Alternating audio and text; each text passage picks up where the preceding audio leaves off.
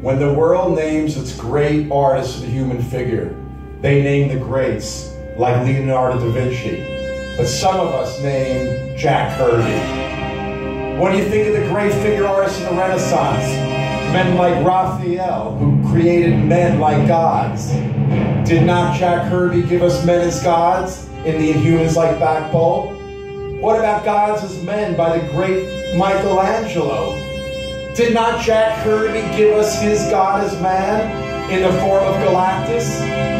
If Michelangelo, the greatest artist of all time, gave us the Pietà, did Kirby not give us his Pietà with Thor and Odin? If Michelangelo is considered the greatest artist of all time, is not Jack Kirby the greatest comic book artist of all time?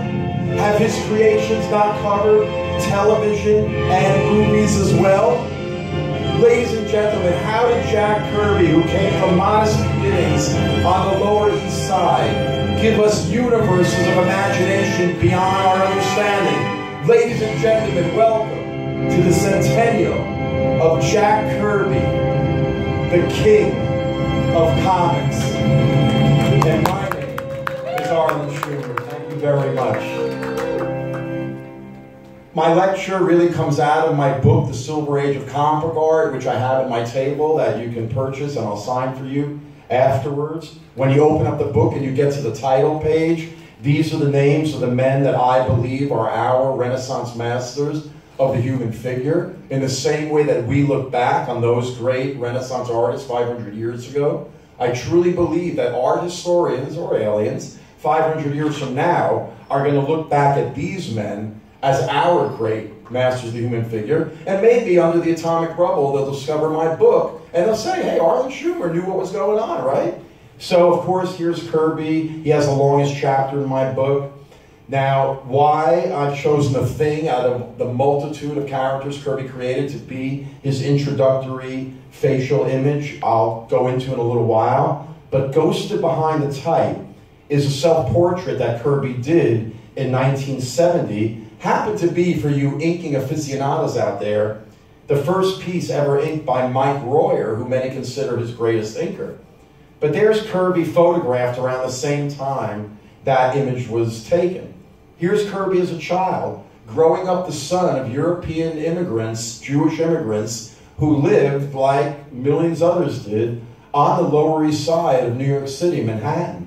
Now it's a chic, groovy neighborhood for young people, but that was a photograph back at kind of around the turn of the century, where there Kirby is drawing what he remembers the Lower East Side in his only autobiographical comic story that he did in 1990, or it was published in 1990, 4 years before he died.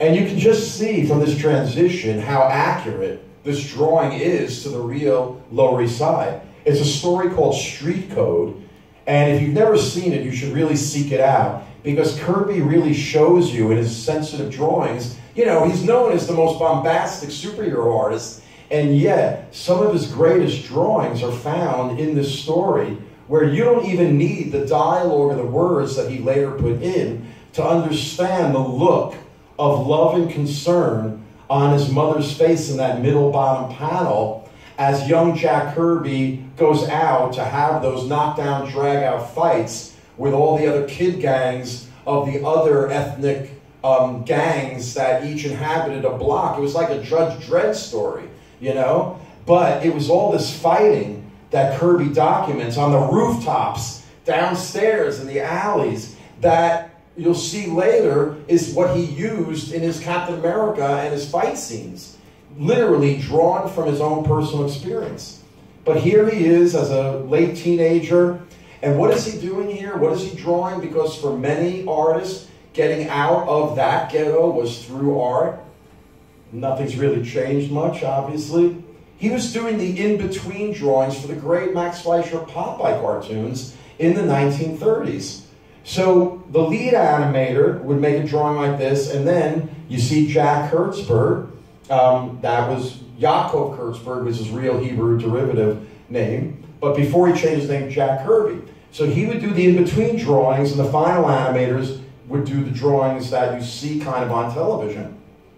And there's Popeye eating spinach. Now, interestingly, at the same time these cartoons were being shown in theaters in the mid to late 30s, two young comic artists and writers named Siegel and Schuster were looking at these cartoons and saying, you know, if we can take a cartoony character like Popeye, who gains super strength when he eats spinach, and treat him realistically, like the realistic adventure comic strips, Terry and the Pirates, and that they were seeing, Flash Gordon, we could have something.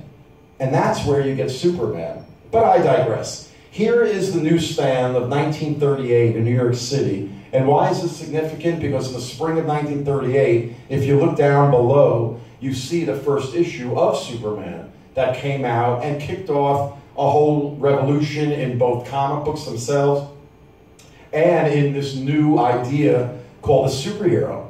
So other young comic artists like Jaime Simon on the left changed his name to Joe Simon, and there's Jakob Kurtzberg, now known as Jack Kirby. We're like so many other late teenagers, early 20s, breaking into this field of comic books. Comic strips, you had to be older, you had to be not Jewish usually, to work for the newspapers. But many young American New York Jews were able to get into what was considered trash, the comic books. It wasn't like the respected newspaper strips which were read by adults in newspapers. So there they are working on a DC boy group comic, which was a genre they innovated, the Boy Gang, which, you know, they got from the movies with the R-Gang comedies and things like that. But they're doing superhero Superman knockoffs like Red Raven and Blue Bolt. By the way, there's that Boy Commandos cover they did, and that was for the young DC Comics. But as two young American Jews, they were very much aware of what was happening in Europe with the rise of Hitler and the other fascists. And they felt powerless, but they said, what can we, as two creative young Jews, do to help raise the consciousness of America, which, if you know your history, was very isolationist in following World War I. They did not want to fight what was called Europe's war, and they certainly were not going to fight a war to save the Jews. So what did two American Jews do? They create the first patriotic superhero, Captain America. And this drawing is actually Joe Simon, who is more of a businessman and a writer and an inker than he was an artist. So his drawing of Captain America is really a co-creation, because starting with the splash page in the first issue, Jack Kirby really becomes the artist associated with Captain America. Here's the cover to that first issue. And this cover of him punching Hitler has become a pop culture icon. I mean, look, Alex Ross has painted it. If you remember the novel Cavalier and Clay, they paid homage to that when they had their character called the Escapist punching Hitler as well. Now, what's interesting is this comes out 7 months before America goes into World War II. Captain America was so successful overnight that they were dressing up actors to stump for war bonds. But what's interesting is, a couple months before this came out, a rival company comes out with the Shield. Now, what's interesting is, you know, it was a small community back then. Did Kirby and Simon literally copy the Shield? Well, a couple of legal letters went back and forth, and then we have this sketch by Joe Simon showing how their concession to Harvey Comics, which owned the Shield, they were later to, not Harvey, Archie Comics.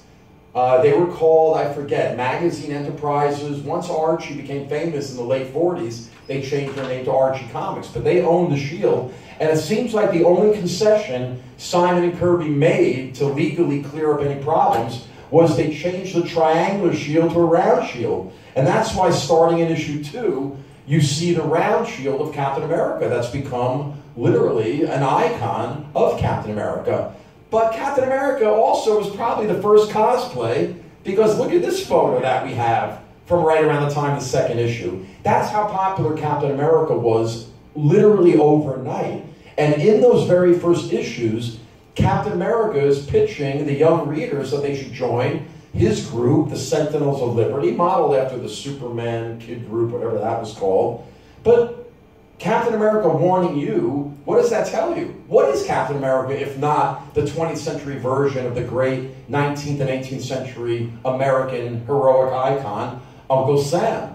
And God bless the internet, because you end up finding pictures like this that are exactly the point I want to make.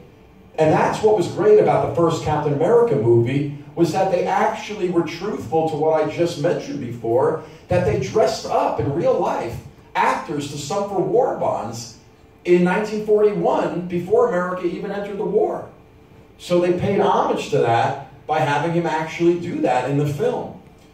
One of the first superhero serials was Captain America, and this is the beginning of the kind of goofy live-action Captain Americas that over the years we'll see. They never really got right until, of course, the recent Chris, what's his last name? Chris Evans. Yes, the Chris Evans movies.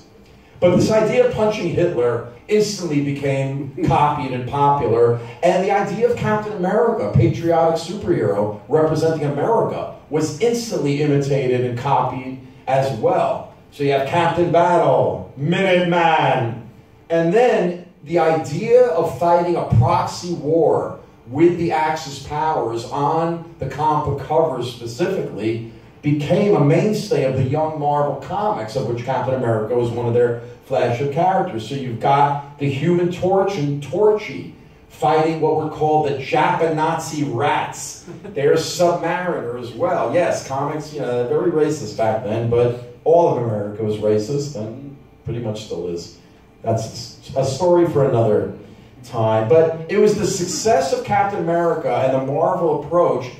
You later have DC and Superman doing the same thing.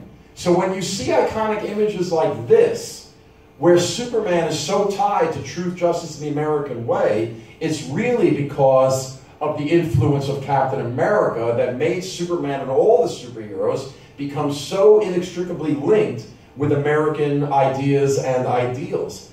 And Kirby himself was a soldier who went into World War II like a lot of the young comic artists did, and they had their friends who stayed behind kind of ghost for them.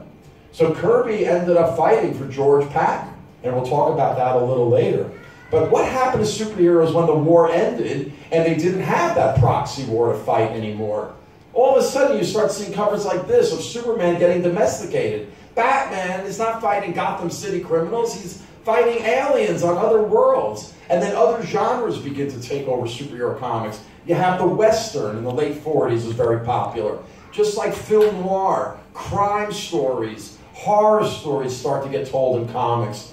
Formerly lighthearted, even funny comic characters like Captain Marvel and Plastic Man are now fighting grim, grisly villains like this.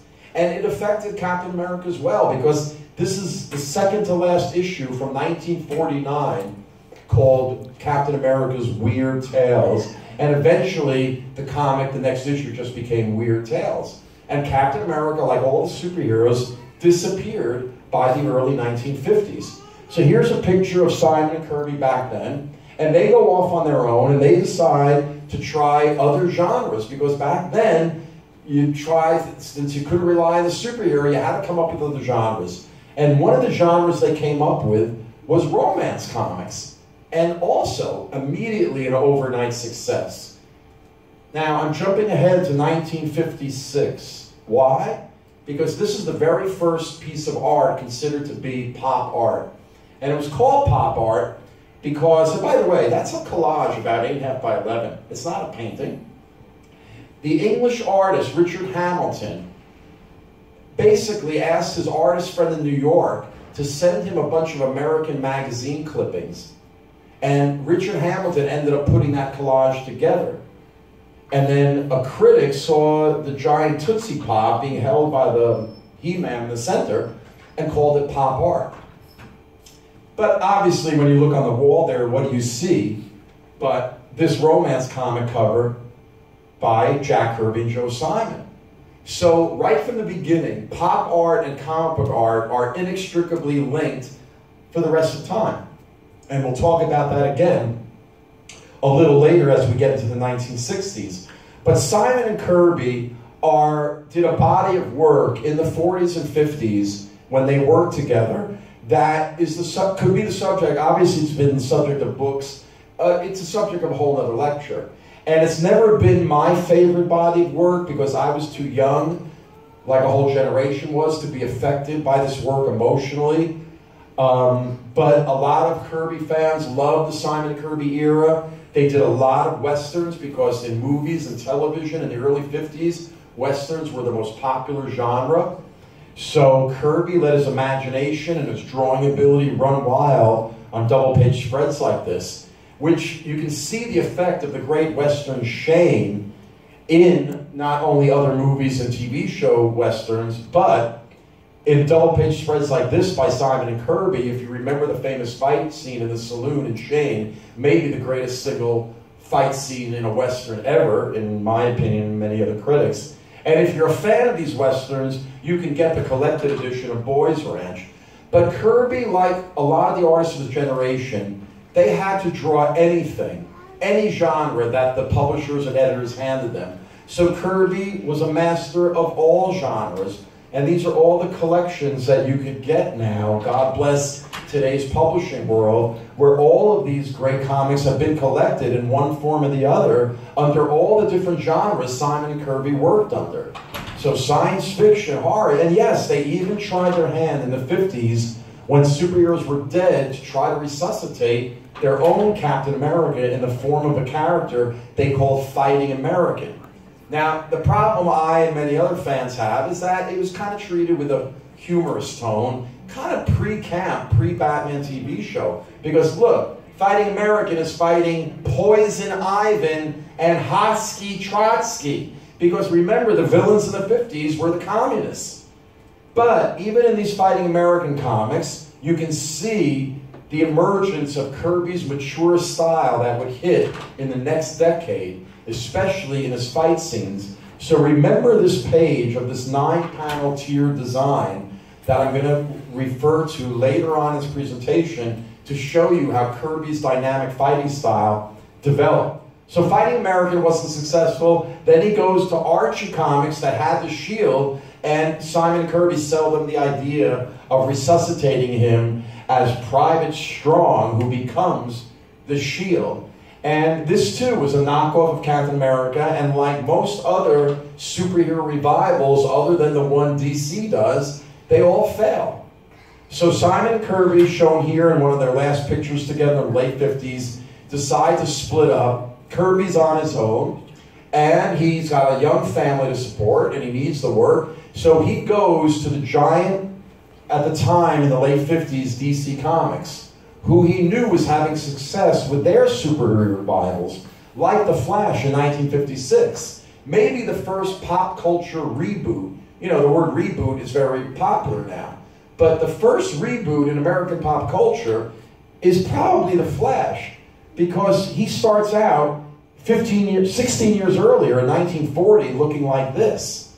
All the superheroes that DC resuscitates in what became the Silver Age were basically reboots of their 1940s characters. Now look at the design of the early Green Lantern. The early superheroes were based on strongmen in the circus and magicians with their cloaks. But look at the sleek modern design that Gil Kane gives Green Lantern in 1959. So DC Comics was having this new success with superheroes. Jack Kirby goes there, and they assign him a backup feature with another green character named Green Arrow. And Kirby does his best with basically mediocre strips. But you know, we look back now, and you can get a collection of these Green Arrow stories that laid the foundation for Green Arrow becoming a successful member of the Justice League of America in the 1960s, who eventually, in the hands of Neil Adams, was further rebooted with facial hair, the first superhero with a goatee. Then Adams teams him up in 1969 with Green Lantern for a legendary run. And all of these Green Arrows somehow go into the popular Green Arrow series. But Jack Kirby played a part in the success of this property. But you're going to see others in my presentation way more successful than Green Arrow. So he creates a team group called the Challenge of the Unknown for DC Comics. And since you know about the Fantastic Four, when you look at the Challenge of the Unknown, who were 4 globe-trotting daredevils, each one had their specialty, it's Kirby's first attempt at a, quote, Fantastic Four. All of the artistic tropes that Kirby would become famous for in the 60s you can see their early beginnings in the Challengers, like his love of what would become known as Kirby tech. But the real key to the greatness of the Challengers and their knowns is the art, because Kirby's pencils were inked by one of the greatest pure inkers in comic history, the great Wally Wood, who was known, one of his artistic tropes was the high contrast lighting effect of putting solid black on 3/4 of the face and allowing the white highlight.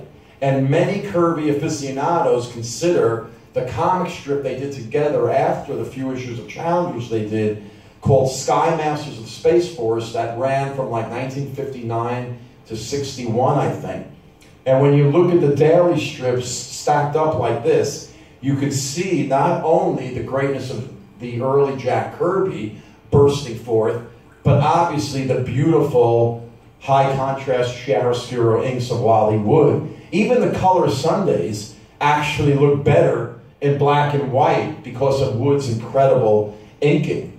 I mean, look at the work that Kirby and Wood put into this one daily strip that breaks the kind of conformity of the individual 4 panels. Kirby must have loved that page so much because he kept the original art of that one strip, and there he is in the early 90s holding it for the camera.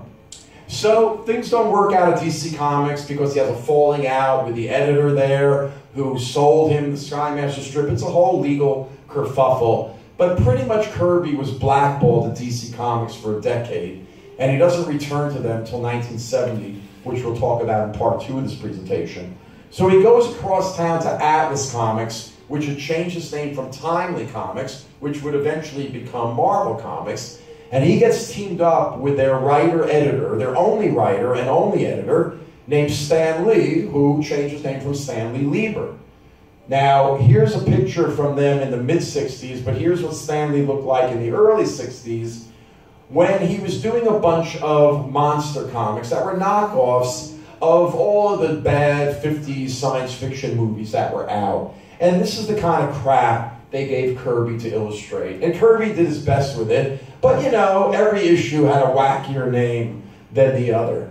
But across town, they're noticing the success of DC Comics with their Justice League of America, which brought in all of their rebooted superheroes into a group. And according to the urban comic book legend, Martin Goodman, the publisher of Marvel, and Stan Lee's uncle, is having a golf game with Harry Leibowitz, the president of DC Comics, who's bragging about the success of Justice League of America. So what does Martin Goodman do? He goes back to the offices and says to his nephew and to Jack Kirby, "Can you knock off the Fantastic Four?" Now, in the ongoing struggle of who created what, Stan Lee versus Jack Kirby, Exhibit A of Team Lee is this synopsis that supposedly Roy Thomas found at a desk in the 1970s, which is supposed to be proof that Stan Lee created the Fantastic Four, because look, he wrote all these notes.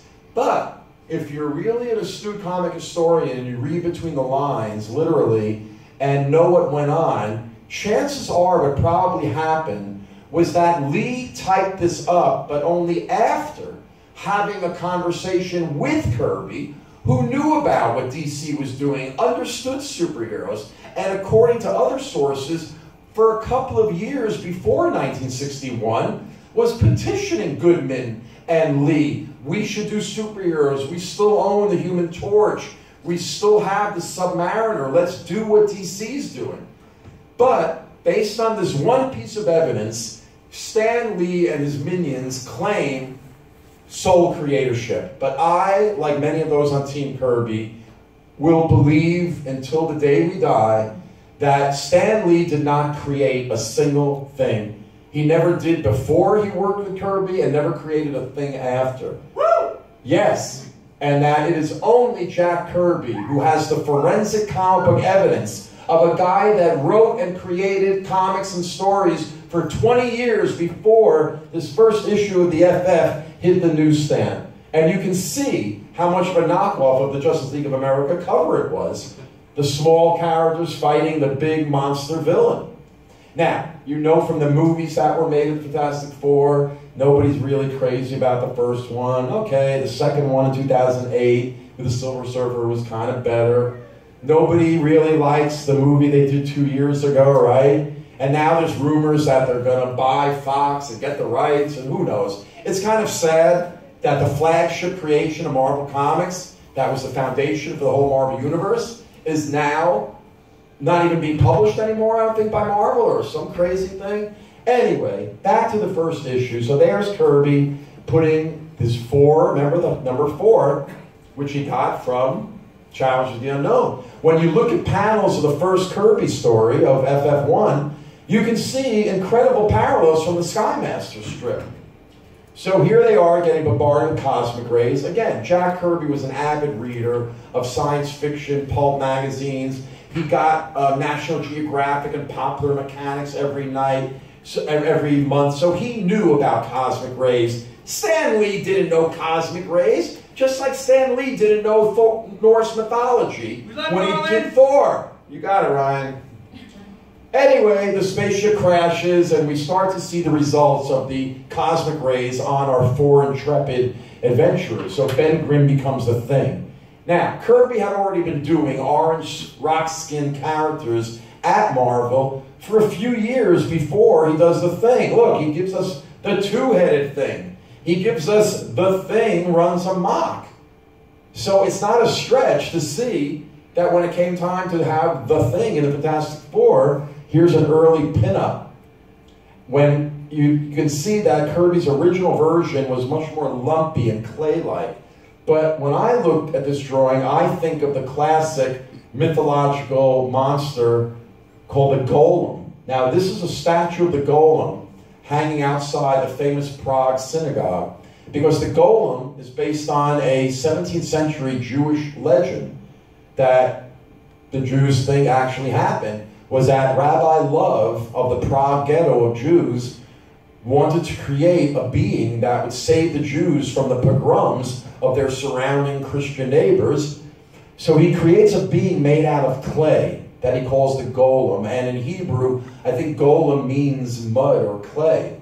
And by inscribing the Hebrew word emet on his forehead, which means life, it brings this soulless, mindless being to life to help protect the Jews with his super strength.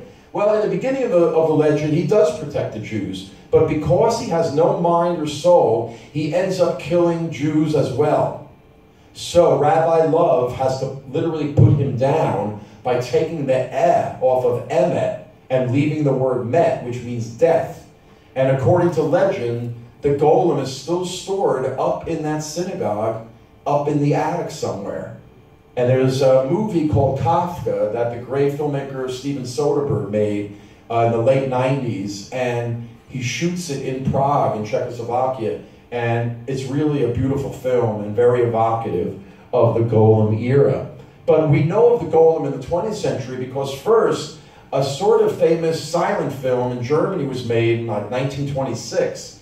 And you can see the influence visually this has on the essential Golem story of Frankenstein, because it's all about the moral of the story being only God can create life. Whenever man tries to create life, it always gets screwed up. And so Mary Shelley, who writes Frankenstein in the 19th century, by that time the Golem myth had been circulating around Europe for 200 years.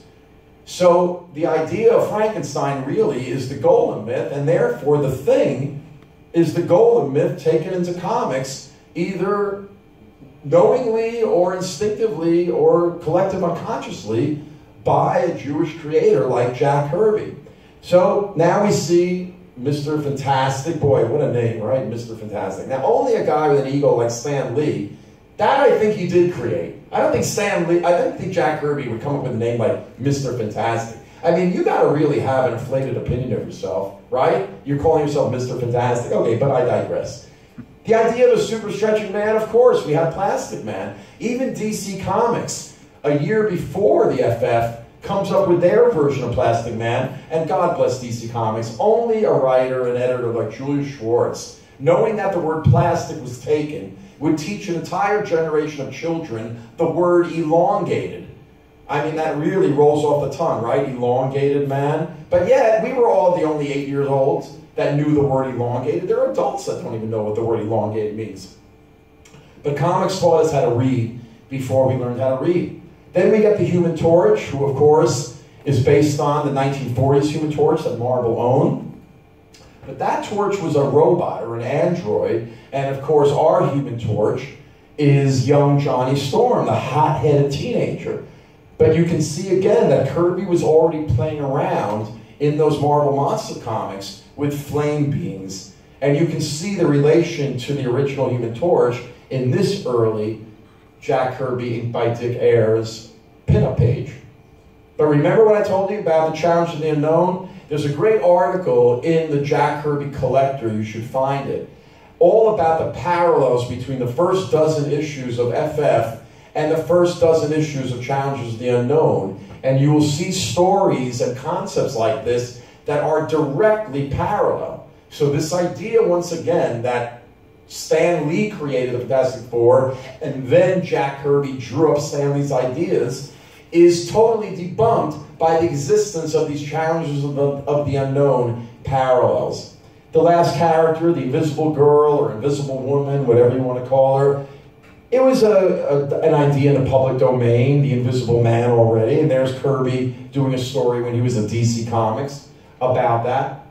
So there's the final panel of the first issue of the Fantastic Four. Even the look of the Thing in that overcoat, Kirby might have gotten from this 1960 horror movie, Hand of Death, with this being that looks exactly like the Thing. The vehicle, because it was immediately successful, to launch what became the Marvel Age of Comics by taking, just like DC did, their mothballed 1940s characters and rebooting them for this new decade.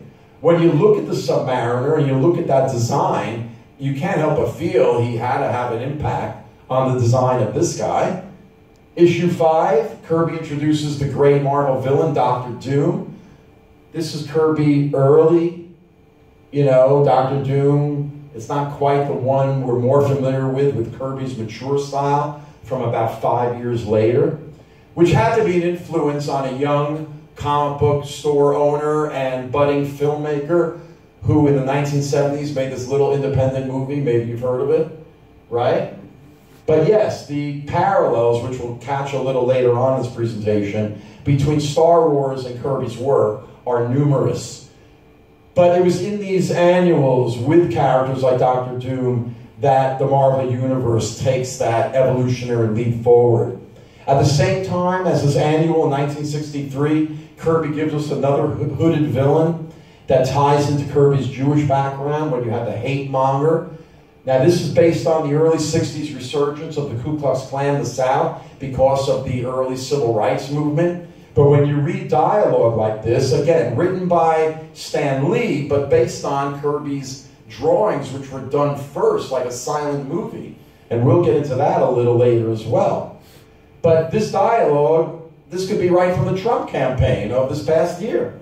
And that's from 1963. When they finally unmask the hate monger, who is he? Of course, he's Hitler! The clone of Hitler. Maybe this influenced the boys of Brazil. Look, the hate ray must have been one of the last achievements, right? But Kirby was unabashedly Jewish. In fact, this is a Hanukkah card that he draws later in life where he's got the Thing, you know, with his tallis on. And God bless the internet again because you see great images like this.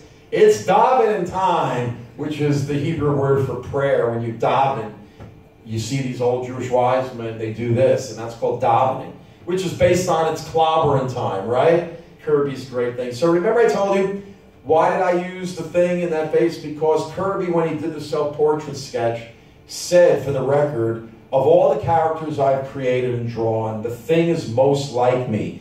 He talks like me, his attitude, he moves like me. And that's why you get, yeah, absolutely right. And there's so many pictures of Kirby drawing the Thing.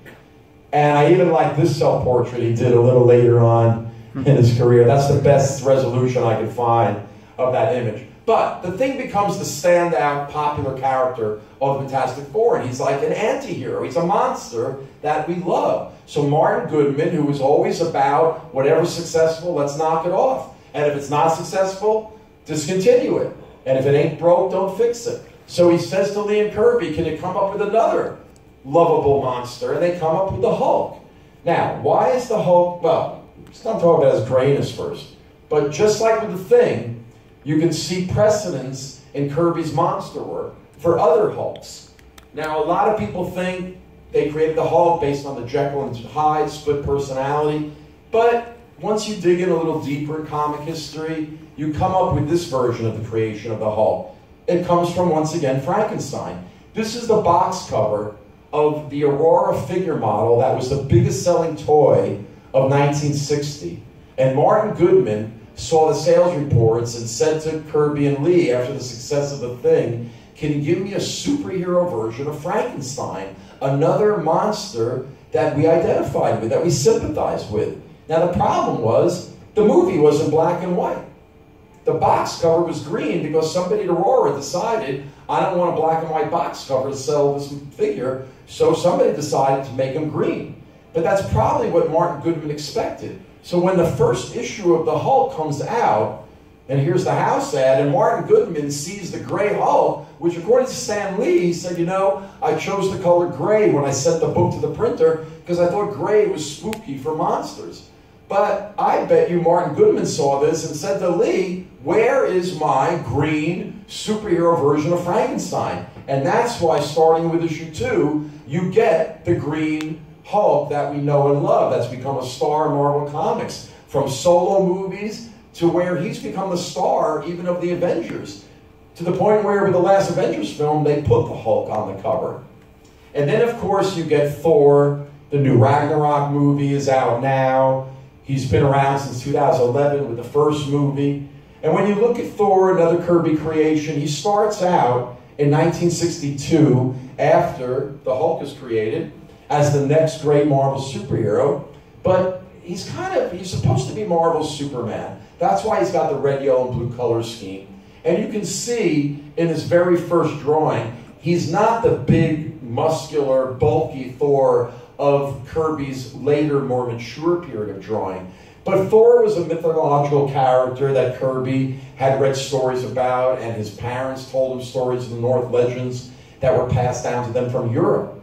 But in the early comic field, Thor was a public domain character. And sometimes he was a good god of thunder, and sometimes even Kirby himself, with Simon at DC Comics in the early 40s, used Thor as a villain. DC Comics in the 1950s had Thor as a villain, not as a good god. Over at DC Comics, you had Joe Kubert with his version of a kind of a medieval warrior, the Hammer of Viking Prince, has a story where he's fighting the Hammer of Thor.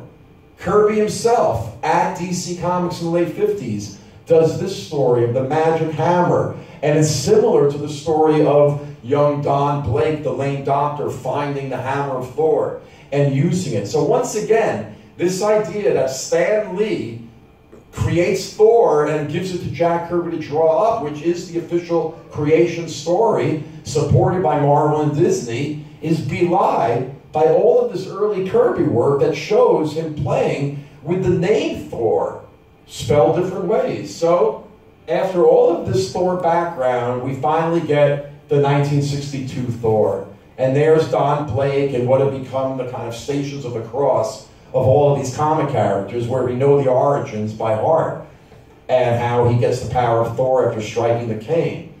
And over the next year or two, you begin to see Kirby's art in 1963 and 64 begin to achieve that mature Kirby look that we all have come to know and love, the bulkier, muscular look. In 64, he starts getting inked by a great inker named Chick Stone, who times his appearance with Kirby just as Kirby is hitting his artistic stride. But really what begins to elevate Thor to the next level is when Kirby really starts to forget about him being the Superman of Marvel Comics and makes him come into his own by giving him the whole Norse mythological base via these stories set not on Earth, but in Asgard. And Kirby's style develops at the same time. So here's a cover from 1966, in the beginning of his peak period in Marvel Comics, when you strip it away to its black and white original, you can see the biblical and mythological influences of a character like Samson. Or maybe Kirby was influenced by the movies that were around then that were called the sword and sandal epic. So here's Victor Mature as Samson. Even Kirby's Hercules, which he debuts in 1965, was he influenced by mythological versions of Hercules, or was he influenced by the Steve Reeves Hercules movies that were around at the time and had their comic book knockoff spin-offs? I mean, look at how Curt Swan over at DC handled Superman with Hercules. We love Curt Swan, no offense to Curt Swan, but it's nothing like what Kirby was bringing to superhero musculature with his Thor work. I mean, muscles like you see on Hercules' left arm don't exist in nature, but in Kirby's world of stylization, it does exist, and it looks right, and it looks perfect. Great artists like Walt Simonson have paid homage to that image. Then you get Kirby's Pietà, one of his greatest single images that I have no problem comparing to Michelangelo's Pietà. And that brings us to Odin, where Kirby gets to really strut his stuff with all that regal headdress and wear. And you can see that the new movies have kind of tried to pay homage to Kirby's pageantry. I mean, there's their version of Asgard. Not bad. I kind of will always wish they had done more the original floating Asgard in the middle of outer space like that. But again, you know, they do their best. The Asgard, the Rainbow Bridge in the movies, not bad. But the problem I have with the cinematic Thor, where's the helmet? Because without the helmet, even when Kirby drew him, he looked like a hippie from the 60s. You need that helmet. That's part of what makes these characters visual icons. The helmet is part of Thor. So what made Thor and all the Marvel characters click with audiences in the 60s, especially the counterculture, was that at the same time these characters would have otherworldly alien battles, they also fought in the real world and were really the first superheroes to, remember the World War II heroes were fighting that proxy war in World War II? So in the 60s, it's the Marvel Comics characters that are first going to Vietnam in a kind of proxy way. In addition, because they were counterculture super anti-heroes, the counterculture adopts them. So here's the first Ken Kesey acid test poster when LSD was still legal in January of 1966. And when you look closely, of course, in the center, what do you see but Jack Kirby's Thor? If you read Tom Wolfe's Electric Kool-Aid Acid Test, the greatest novel about the psychedelic beginnings of the 60s, he talks about how the Merry Prankster's bus was festooned with images of Marvel Comics characters like Thor. Look at the psychedelic poster that they produced in the late 60s for black light. You know, black light posters. But you know, the actual original from the comic books shown here is just the psychedelic. You don't need psychedelic colors to make that psychedelic, and that's why comic book art in the 60s was more psychedelic than the actual psychedelic art that came a little after. Another great character he creates for Thor is Hela, the goddess of death, which, if you've seen Ragnarok already, this is production art for it. And here's how Cate Blanchett ended up looking like in the movie. They did a pretty good version of translating Hela, I think. In the movie, Cate Blanchett, of course, is great. And here's one of Kirby's last Thor covers, and you can see how Kirby's mature style, what a difference like 8 years makes, right? Now, the same month this issue of Thor debuts, the other great Marvel Comics character that had a touch of Kirby, or perhaps more than a touch of Kirby, the first issue of Spider-Man, which was the last issue of Amazing Fantasy, an anthology title, in 1962, features a cover penciled by Kirby and inked by the actual co-creator of this version of Spider-Man, named Steve Ditko. Now, the interesting thing about Spider-Man is that he was bandied about for 10 years before Ditko put pencil and paper and came up with that costume. Because Simon and Kirby, when they were still together in the early 50s, tried to sell a superhero that they called Spider-Man. Except their Spider-Man later called the Silver Spider in this presentation piece, was a young kid like Peter Parker, and he discovers a magic ring or something, and it turns him into the Silver Spider. So there are some elements. I think he also lived with his uncle and aunt or something like that. For this presentation piece, they hired the artist of Captain Marvel, who had a similar Billy Batson, the young kid who becomes the adult Captain Marvel. So nothing ever came of this. Then in the late 50s, when Kirby is split from Simon, he comes up with a pitch for this character, Night Fighter, that never gets past these two proposal covers, or maybe this is when he was still with Simon, I think. But you can see the idea of a character that could walk on walls with the suction cups is an element that would make it into the eventual Spider-Man. And the character they did come up with that was like Night Fighter was the Fly, who, like the Spider, he could fly like a fly, but he also could kind of walk on walls and things like that. He even had a villain named Spider Spry, so the Fly and the Spider. But once Kirby drew a couple of pages of this new Spider-Man to pitch to Stan Lee, based on some of these earlier proposals, Steve Ditko took a look at Jack Kirby's drawings and said to Stan Lee, he's a little too close to the Fly. Now, Steve Ditko made this drawing in 1990 to tell people what he was talking about. If you look at his version of Captain America, and according to Ditko's memory, this is what those early drawings of supposedly 8 pages or so of Kirby's Spider-Man from 1962. And you can see, according to Ditko, not only does it look like Captain America, but it does look like that Night Fighter and or the Fly. And Ditko's whole point is that until an artist comes up with a unique creation, you do not have a character. This is not Spider-Man, that is Spider-Man. That is what became successful. Now, Stan Lee's story goes, well, I gave the page to Kirby, but he gave me a character that was too bulky and too Kirby-like, so I decided to give the pages to Ditko because I wanted more of an everyman, blah, blah, blah, blah, blah. The real truth is probably what Ditko told us, is that Stan Lee, to avoid getting sued by Archie Comics and The Fly, took the pages out from Kirby and gave them to Ditko and said, okay, Steve, you know what's going on. Give me your version of Spider-Man.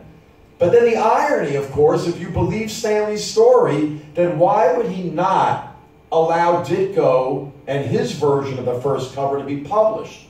Why did he then give it to Jack Kirby to repencil and let Ditko ink it? So this idea that, well, I didn't want the superheroic Kirby is belied by the fact that he let Kirby do the first cover because he thought it would sell better.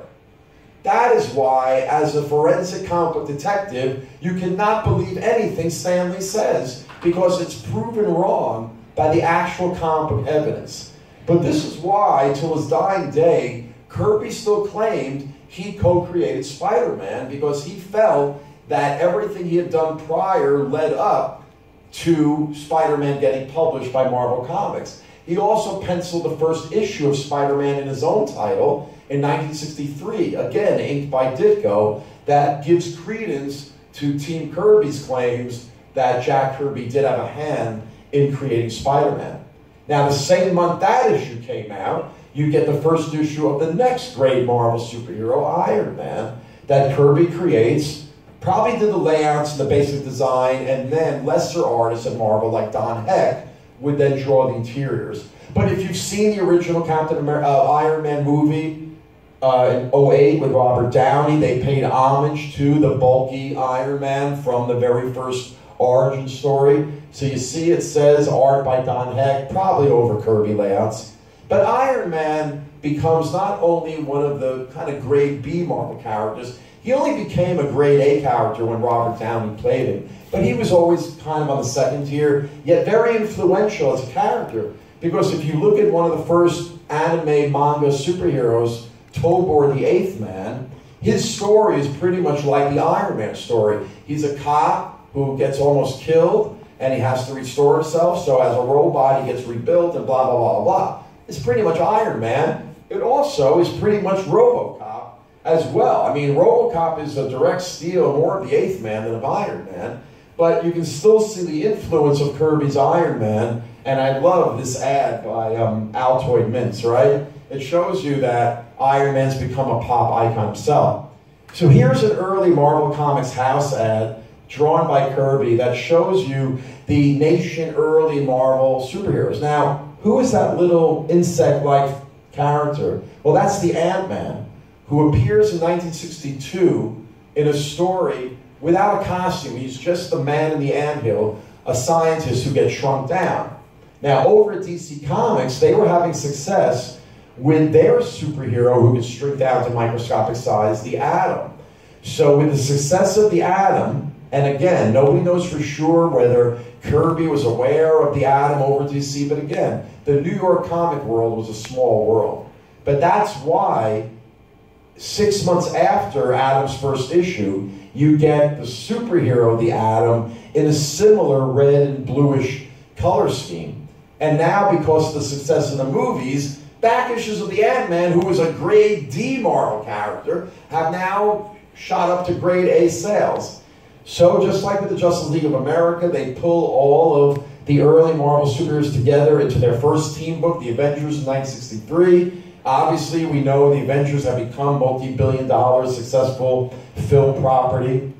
But here's the last panel of the very first Avengers story, which appeared at the same time this story appeared in American history. And this so affected Jack Kirby, who, like many people, loved President Kennedy and felt such a sense of loss that he said, basically to Marvel Comics, we have to bring back Captain America.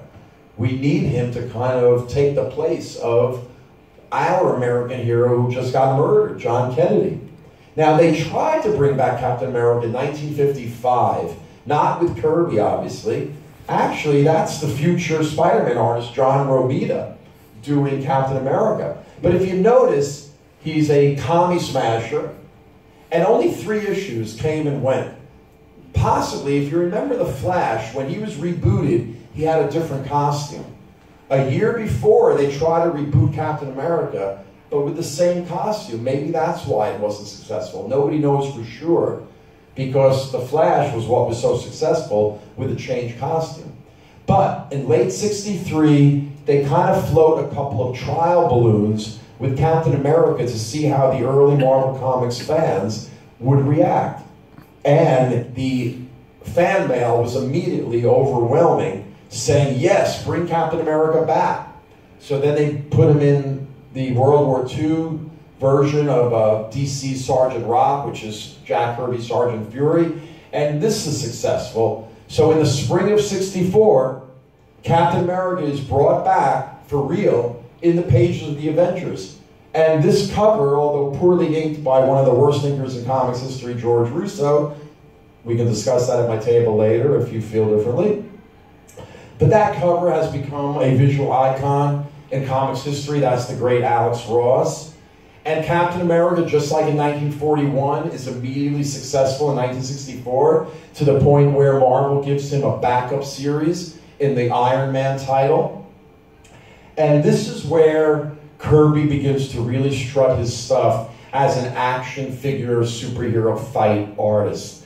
And while the Thing was the character that was most like him, Kirby goes on record as saying that Captain America is the character he most liked to draw, and it was because of the movement and the action. This very first story, he's literally leaping off the page, and aided by the kind of magic marker, bold contour outlines of the inker Chick Stone, his mature style in the 60s emerges in these late 1964 Captain America backups. You can feel the energy and tension in that figure, because so much of what art is about, the history of art, is about tension and release. And you can see that in Kirby's Captain America, where with the aid of a cartoonist's astute use of motion lines, action lines, that tell you that he's straining at his bonds. And then you turn the page and you're hit with this panel where you can feel the release of that energy. Now remember I told you, all of these fight scenes are all out of Kirby's imagination from the fights he was having on the Lower East Side with these kid gangs. They were using garbage can covers as shields, and Kirby was probably kicked like this by some older kid in the tenements. But once again, look at the power of action lines and motion lines. You young cartoonists out there, of which I can see are plentiful, should learn the power of motion lines to give your pictures energy. Because look at what's happening in the competition. Look at Gil Kane, the great Green Lantern artist at DC. At the same time Kirby's doing what he's doing at Marvel, Kane is trying to incorporate Kirby's dynamism into his own work. Coincidentally or ironically, he goes to Marvel a year later in 1967 and does a Captain America story where he gets to actually do those same kind of poses. Now when you look at a Kirby typical Captain America action panel like that, and if you came to my Batman animated lecture earlier today, you can see the influence that Kirby's had on a generation of comic artists like Bruce Timm, who incorporated some of that energy and power. Now remember I told you to remember this Fighting American 9-panel gridded fight scene? A decade later, you can see Kirby's mature artistic style emerge in this classic 9-panel fight sequence of Kirby in his mid-60s Marvel Comics prime. But in 1965, a year after he comes back, he's so popular that he becomes the de facto, or the real, leader of the Avengers. And like Thor, he also goes to Vietnam to fight. Again, we love those Chickstone bold inks. But this is why, when you get to 1969 and you see Easy Rider and Peter Fonda as the character Captain America, it's because of what Kirby did with him 4 and 5 years earlier that gives him the pop culture cachet to make him so much a part of the counterculture. And here's another psychedelic poster that, to me, is not any improvement over the original comic book panel that has that psychedelic energy built into it. Now here's Kirby's, one of his iconic, again, not my favorite inker, Sid Shores, but talk to me about Sid Shores at the table. And there's Captain America now with Chris Evans as one of the successful Marvel franchises, and pretty much the leader of the Avengers, even though as an actor, Robert Downey is more famous. It's Chris Evans who is the leader of the Avengers. That brings us to their other successful Marvel film property, the X-Men, which is the next great creation in 1963 after Iron Man. Here's the first issue. And there's Magneto, which was supposed to be the Doctor Doom of the X-Men. But once again, Kirby has Magneto forerunners at Marvel Comics, like this version. Now when you look at Magneto's mask, designed by Kirby, you can see that the movies were pretty faithful. And when you look at this image of Magneto, and you know your fine art, you would recognize it as one of the major influences on one of Roy Lichtenstein's most well-known images, ironically titled The Image Duplicator. Now, because of panels like this, in 1965, the peak of early pop art, that Martin Goodman and Stan Lee said, let's jump on the pop art bandwagon. So for about 4 months, they decided to call their comic books Pop Art Productions. And that's not the only time Magneto entered the real world, because in 1974, Paul McCartney and Wings titled one of their singles from Venus and Mars album, Magneto and Titanium Man. Here's a shot of them in concert. There's Linda McCartney on the far right, Paul slightly below her. McCartney was a big Kirby fan. Here he is backstage giving Kirby a cake to thank him for all the comics that McCartney read growing up. And here's the drawing that Kirby did of Magneto and Paul and Linda that was based on a promotional film that McCartney did to promote the Venus and Mars album. I love this picture of McCartney looking almost, shy to meet one of his heroes. And of course, probably Kirby had no idea where he even was at the time, right? But all the Beatles read comics. Here's a famous shot of them. And Lennon McCartney revolutionized comics and superheroes in the 60s with what they did at Marvel, similar to how, Lennon McCartney revolutionized rock and roll, similar to how Lee and Kirby revolutionized superheroes in the 60s. So when you see an image like this of the famous Meet the Beatles album cover from 1964, the reason why I'm showing you this is 3 years before this album cover appeared, FF1 appeared, but Fantastic Four wasn't its original name. The original group name that Lee gave them was the Fabulous Four. Now, this was before the name Fabulous became Fabulous, but Martin Goodman thought Fabulous was a little fey, and he said to Lee, change it. Now, if Martin Goodman had not butted his head in, they would have been the first Fab Four 3 years before the Beatles.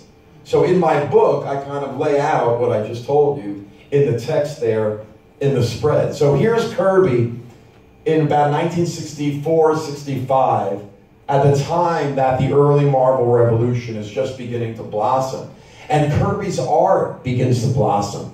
Here is a Submariner image from 1963.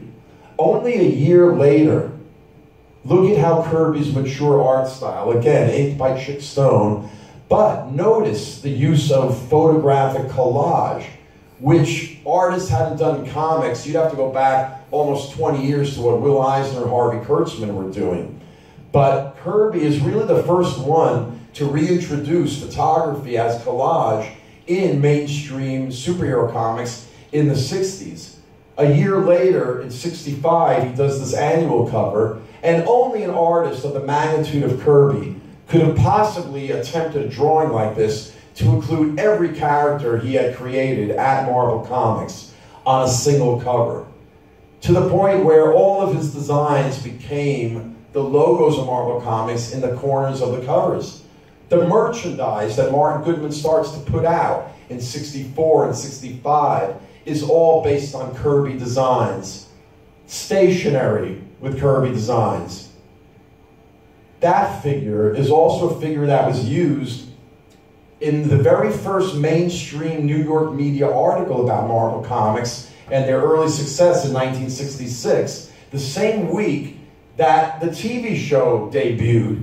So the New York Herald Tribune, now defunct, decided to devote a special issue of their magazine to all this new interest. Remember Pop Art Productions in comics. And it's the Batmania revolution in 1966 with the flood of material that made Kirby and Marvel sit up and say, what are we going to do to stave off this from the competition? And that's why in 1966, you get the first entrance of the Marvel characters into another medium via animation. Now, ladies and gentlemen, it is 4:15. Do you want to take a little break? Because I have now part 2. Do you feel the need to stretch your legs or go to the bathroom? If not, I can continue on. So I'm going to throw it out to you, my loving audience. What would you like to do? Break or continue? Continue. I'm good. Continue? Yeah, that's fine. Everybody okay? Then I will continue. Okay, folks, now let me see if my linking works. If it doesn't work. Okay, it doesn't work. Okay, here we go. Part 2, folks. Hold on.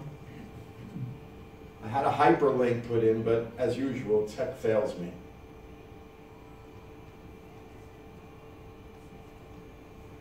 Okay, here we go.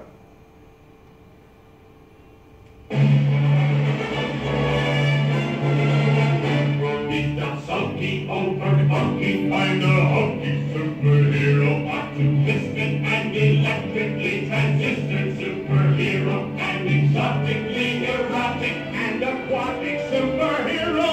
The Marvel superheroes have arrived. Superpowered from the forehead to the toes. Watch them change their very shape before you know. See a striking superhero change to lightning superhero. Got a flinging real swinging shield flinging superhero. They're the latest, they're the greatest, ultimatest superhero. The Marvel superheroes have arrived.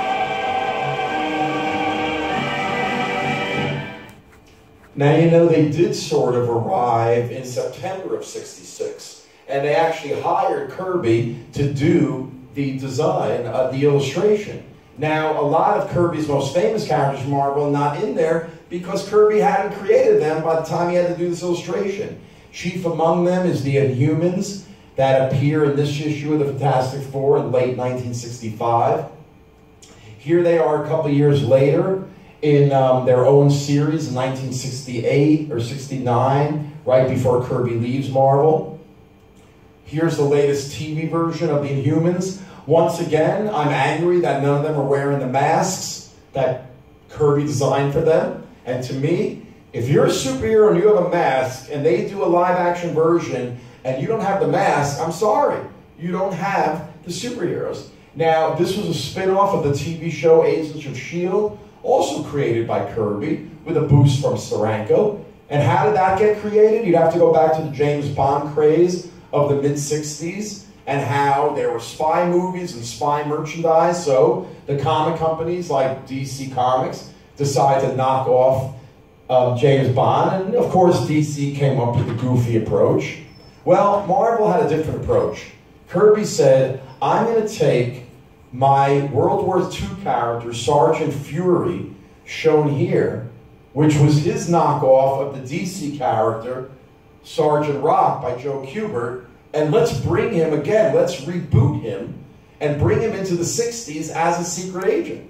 And that's what they did. So in the pages of Agents of S.H.I.E.L.D., we begin to see some of the Kirby designs, like the giant helicarrier, that the films have tried to do their versions of. They're never as spectacular as Kirby's designs. This is like just an aircraft carrier floating in space.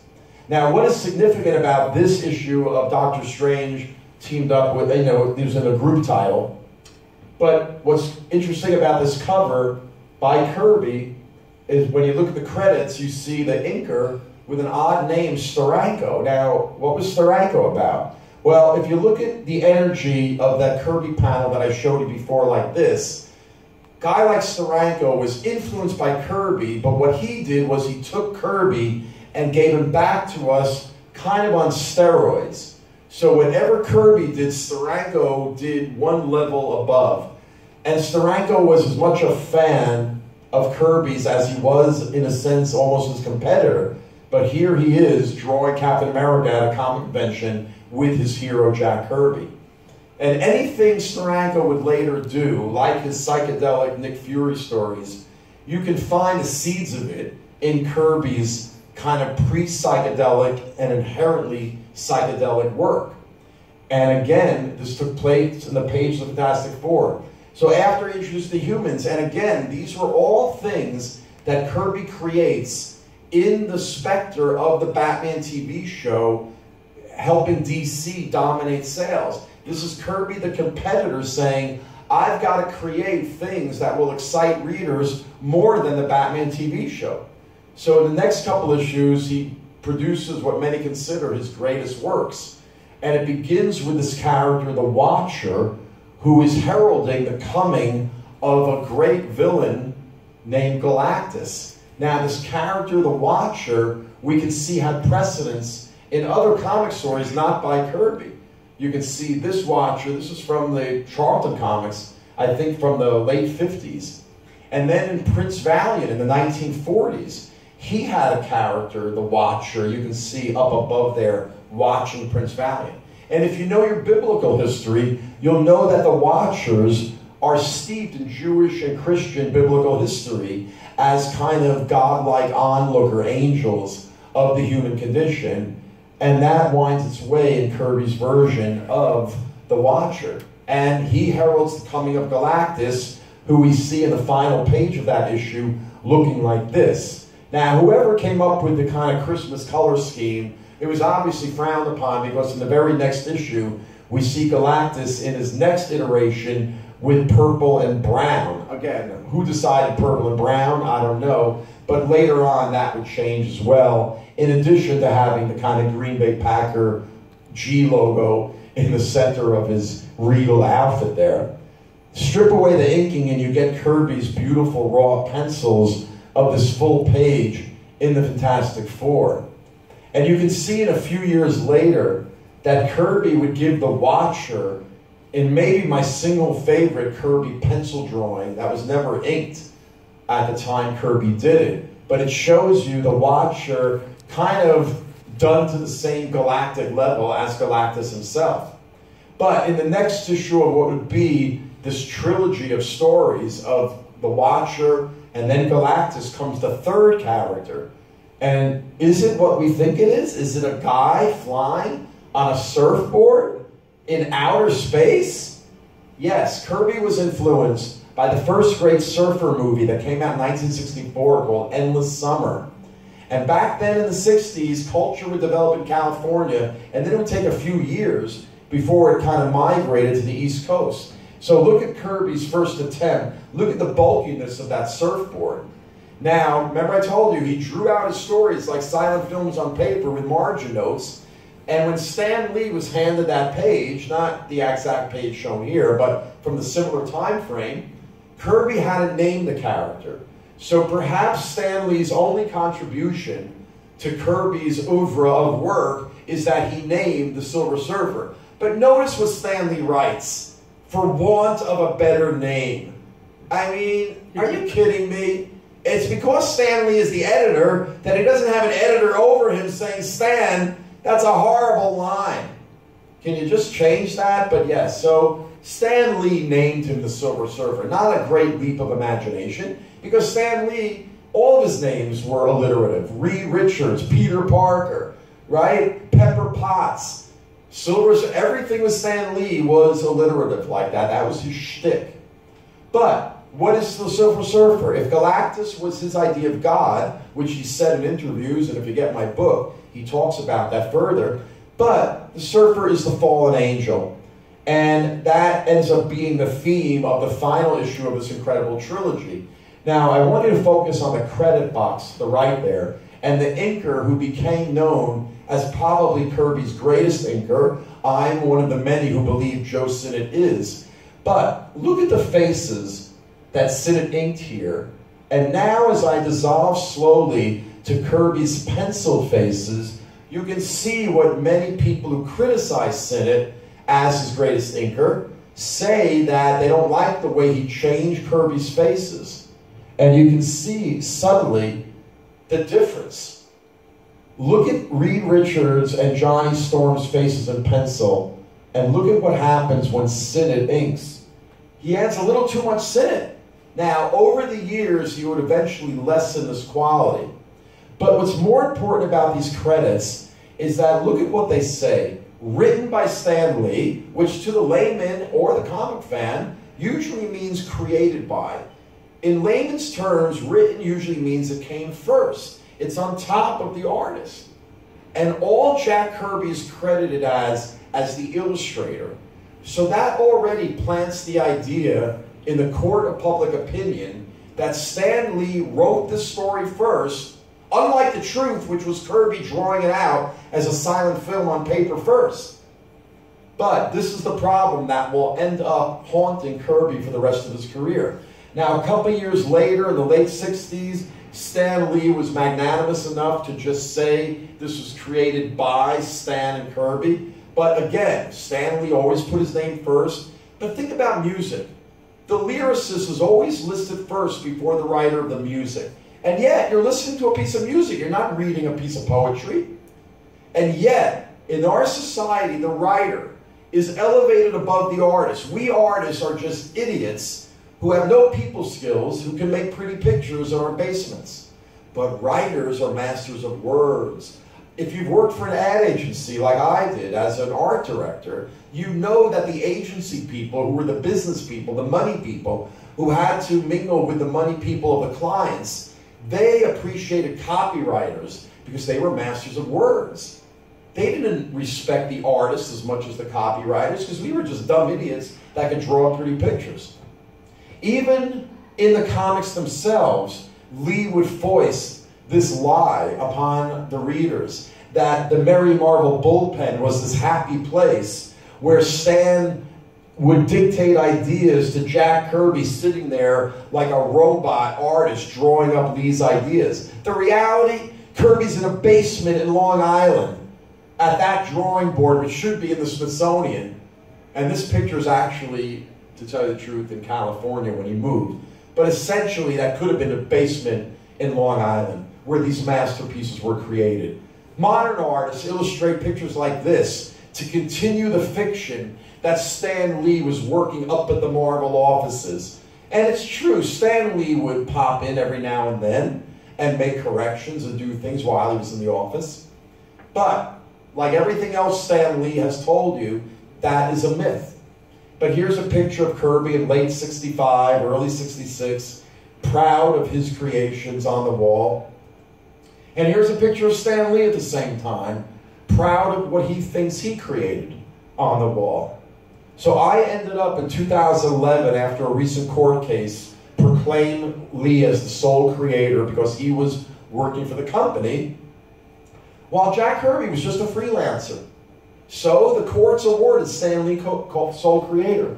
So I took that image and I created an illustrated manifesto, 16 pages long, that I called the auteur theory of comics, that I base on the famous French critics' film theories from the 1950s, the auteur theory of film, which posited that great commercial entertainment directors like Alfred Hitchcock, who did not write his own screenplays, was nevertheless the author of the film, the auteur in French, because they figured a screenplay is words on paper.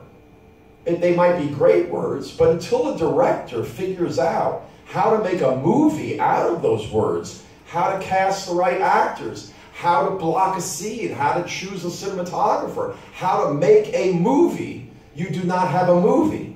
Unfortunately, comics are 75 years behind film theory, where fans out there, and maybe in here, somehow think just because the writer might have written the script before he hands it to the artist, doesn't mean that until an artist figures out how to draw that on paper, you don't have a comic book.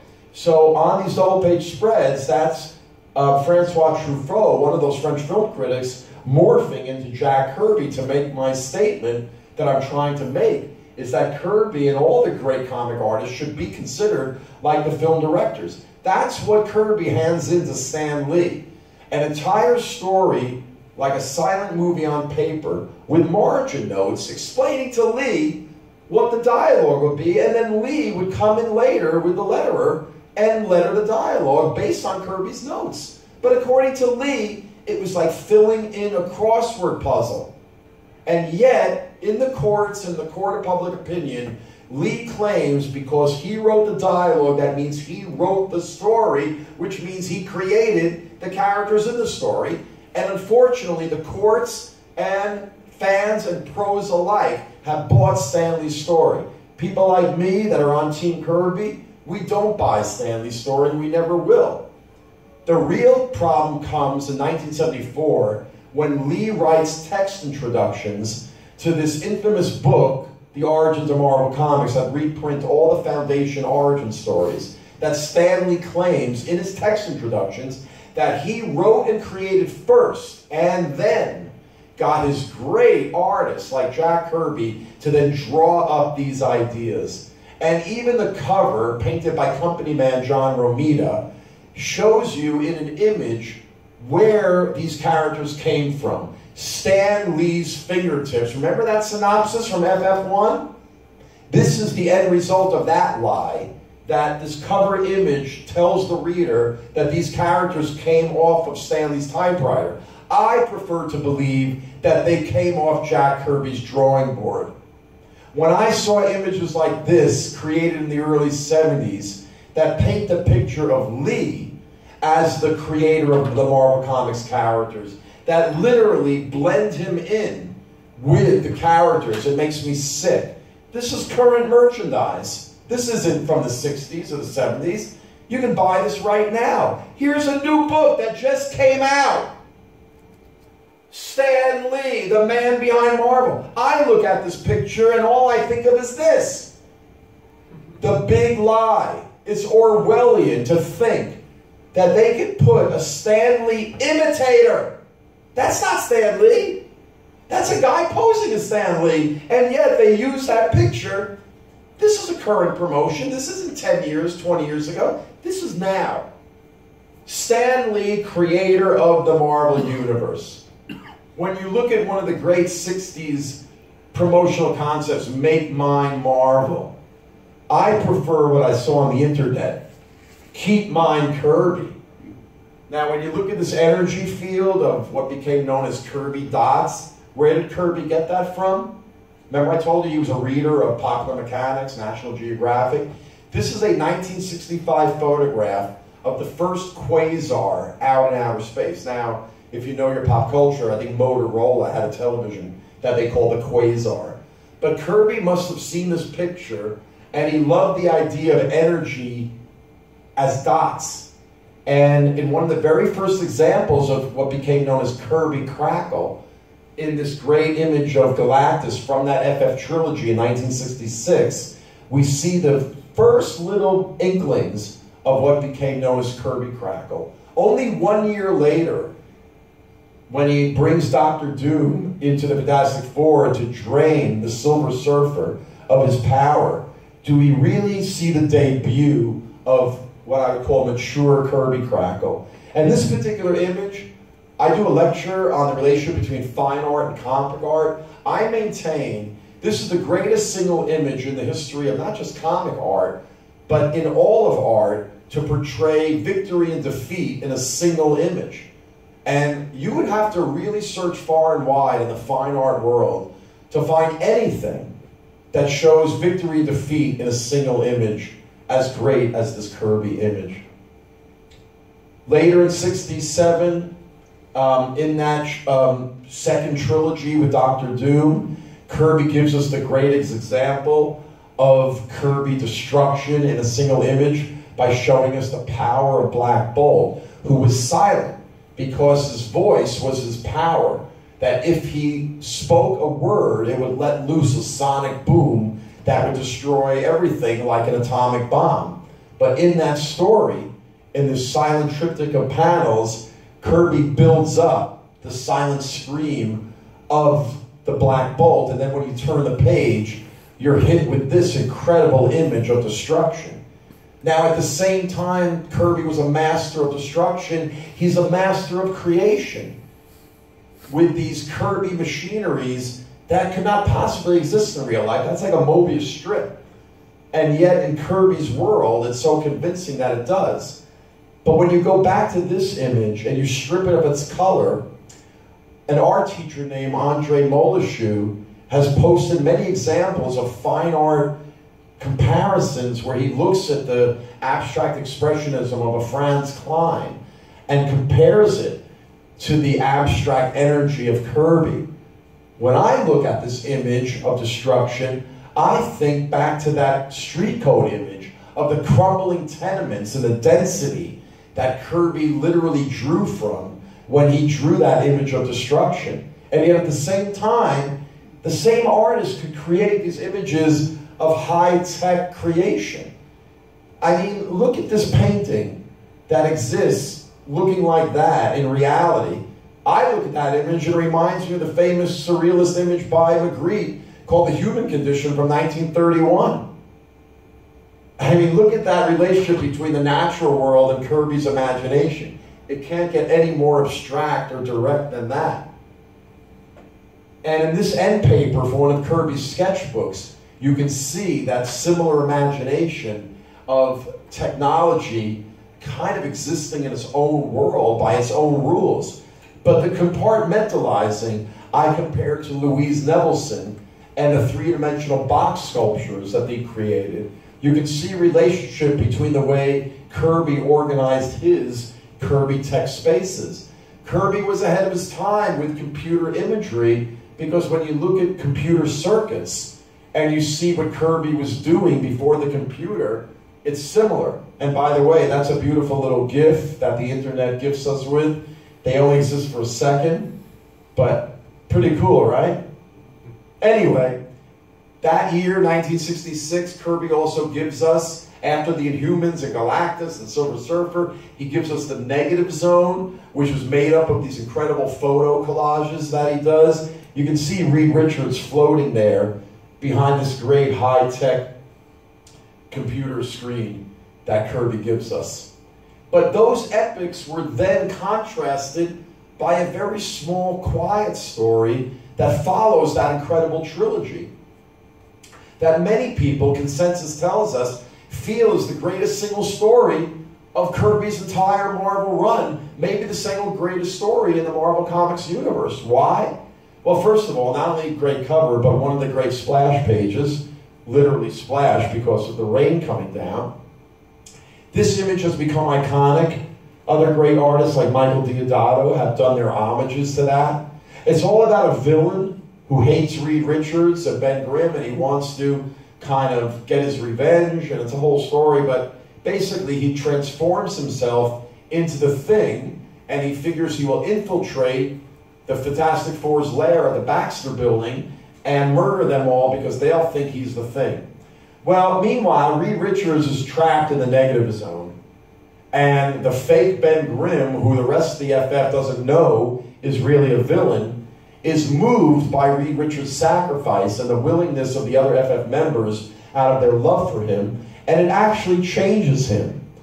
And you can see Kirby's, even with the rocky exterior of the Thing, he's able to get human emotions across. And if you read the dialogue and look at the expression on the Thing, it really rings true. And that's the mark of Kirby, the great artist, that he can wring emotion out of a rocky, textured face. So he goes into the negative zone and takes Reed Richards, who doesn't know that he's the villain. He thinks it's Ben Grimm, sacrificing himself by throwing Reed Richards out of the negative zone and sacrificing himself. And once again, you can see the emotion, the resignation on this villain's face. And to give Stan Lee credit, some nice dialogue at the end in this final 2-page sequence that makes it one of the most memorable stories of Kirby's career and of the Marvel era. But again, you look at the credits. Oh, Stan Lee wrote that, and Jack Kirby only penciled it. And that is evidence, that's exhibit A of what I call the art crime of the 20th century. That Stan Lee stole the creations of Jack Kirby, had made a very good living off of it, and deprived the Kirby family of literally hundreds of millions of dollars in lost revenue because Kirby created these characters and not Stan Lee. But Kirby at the time had to put food on the table, so he kept creating in 1966 and kept giving Marvel Comics these evergreen characters. Now, the Black Panther starts out as a villain. There he is on the first issue. Now, there were other Black Panthers in comic history. Look closely at the credits. You can see there's a White Panther in this 1940 Jungle comic. They were all spin-offs of Tarzan. Now there's an Australian superhero in the 50s called the Panther. Now look at his costume. That's pretty much exactly like the Black Panther, except it's got the exposed face. Tarzan had a character called the Panther that looked like that. And even Marvel, right before Kirby's Black Panther, is floating this character called the Panther with a fully masked face. Now, after this appears, drawn by Dick Ayers, who used to ink Kirby, you get this first issue appearing, what is that, in July. That means it came out in the spring of '66. Except this cover was not the original cover for that issue. This was. And what is majorly different? He's half exposed as a black man. And this cover was not used because they were afraid that Southern distributors in 1966, during the peak years of the Civil Rights Movement, would not cotton to a black exposed superhero. And that is why, when he makes his published appearance, he's fully masked. When he takes off his mask, of course, he's a black African prince. He's not an American superhero. And there is Kirby's drawing of his father, the great African prince of T'Challa, and the kind of African community. Now, Kirby might have known his history because the ancient king of Mali, an African nation in Central Africa, in the 13th century, was led by a king that they called the Black Moses, named Masu Mansa. And he had a secret cache of gold that made Mali, which was the home of the great center called Timbuktu, which we've all heard of. So there's a lot of resemblances between T'Challa's father and Masu Mansa from the 13th century. Now the words that the young T'Challa uses, I live with but one thought, one aim, one goal, that this should be avenged. Whether Kirby or Stan Lee, who wrote the dialogue, was aware of the great early 20th century black African nationalist Marcus Garvey, who would dress up in flamboyant military costumes like this, but he's the father of the term African American, and he was a role model for Martin Luther King and the civil rights leaders of the later part of the century. But take a look at Jack Kirby's initial drawing for what became the Black Panther. What you notice most about this character, created in 1965, called the Coal Tiger, C-O-A-L, is that he's fully exposed as a black man. He looks like Obama as a superhero. And yet, when the movie comes out next year, you're going to get the fully masked Black Panther. Now, it is ironic that a poster like this both shows his exposed black face, as Kirby intended him to be, but he's going to be wearing that mask, which is a racist holdover, no different than the Ku Klux Klan hood. And yet most black comic fans who have waited years for their superhero to make it to the screen, unfortunately, is still going to have a remnant of its racist past. Now, when this image appeared on the internet about 6 months ago, there was all this outrage from the right-wing white community that it was too militant, like the Black Panthers themselves, with Huey Newton shown here, one of the original leaders, with Bobby Seale on the left here. Now, the Black Panther Party was created in October of '66, almost 6 months after that first issue of Black Panther hits the newsstands. Now, they claim that they got the Black Panther name from an Alabama voting rights organization from 1964 that created the Black Panther to offset a right-wing racist symbol of the white community that used the rooster there on the right.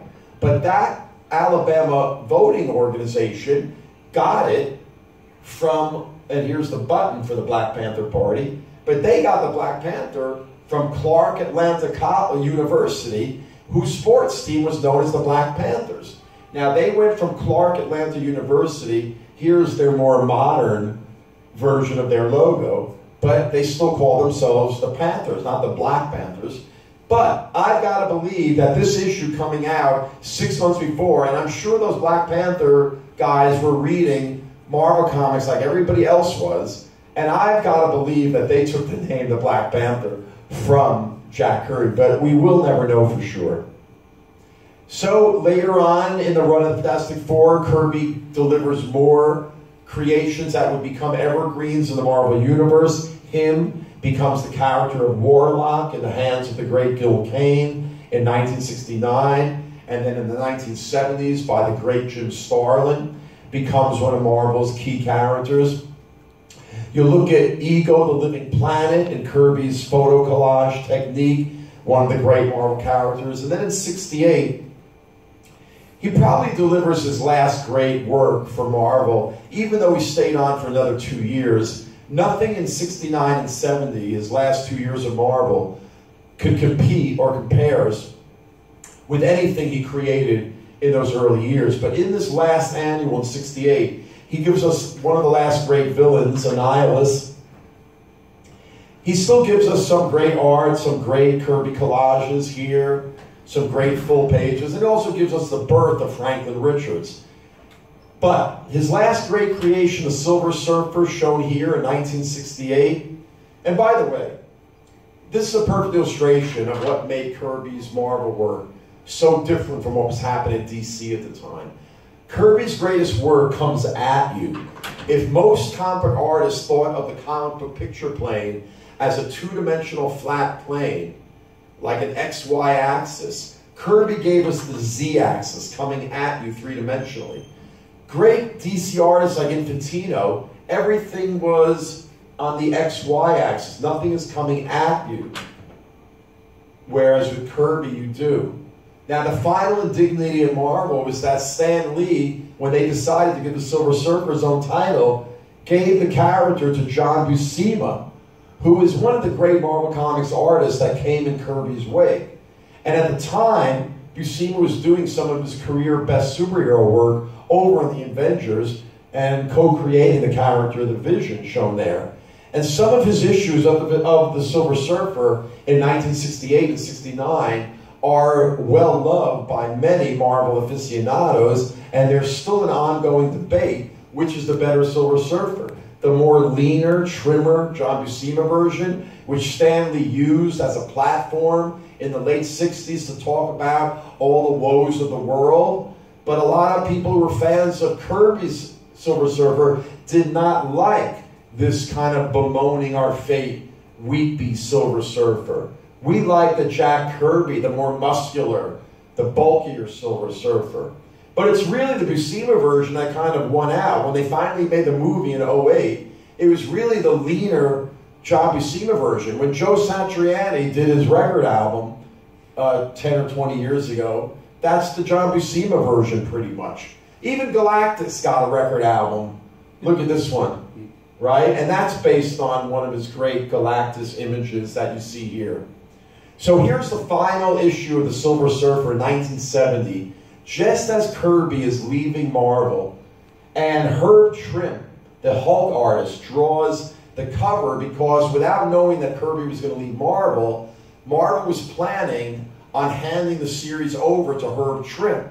So they let Kirby draw the last issue and one of his last stories for Marvel Comics, and they let Herb Trim ink it as a way of kind of getting into the groove of the character. But this ended up, maybe for sales reasons, being the Silver Surfer's last issue.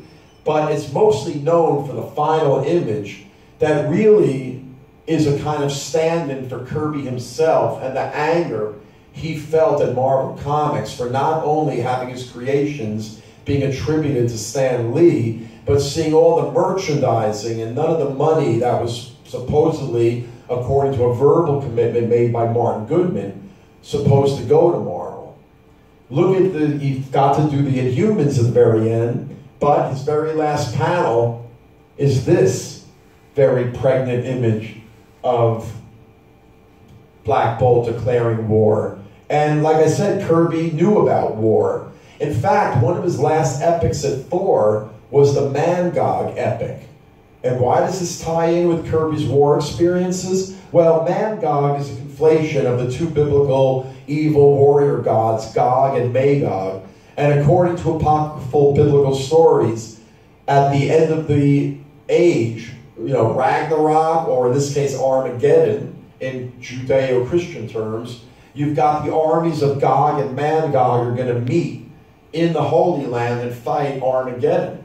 Now, what was Kirby thinking of when he creates the Asgard of the universe? It came from his World War II experiences of a similar blitzkrieg by his Mangog, Adolf Hitler. So you can see that some of these ideas made it into that Mangog epic. And as Mangog sweeps across the universe, destroying worlds, he literally creates entire legions of refugees that Kirby calls the Wanderers. Now, the Wandering Jews was a myth that existed for hundreds of years, of the wandering Jew that witnessed Christ's crucifixion and has to go through the world never dying as a testimony to the supremacy of the Christian version of God over the Judaic version.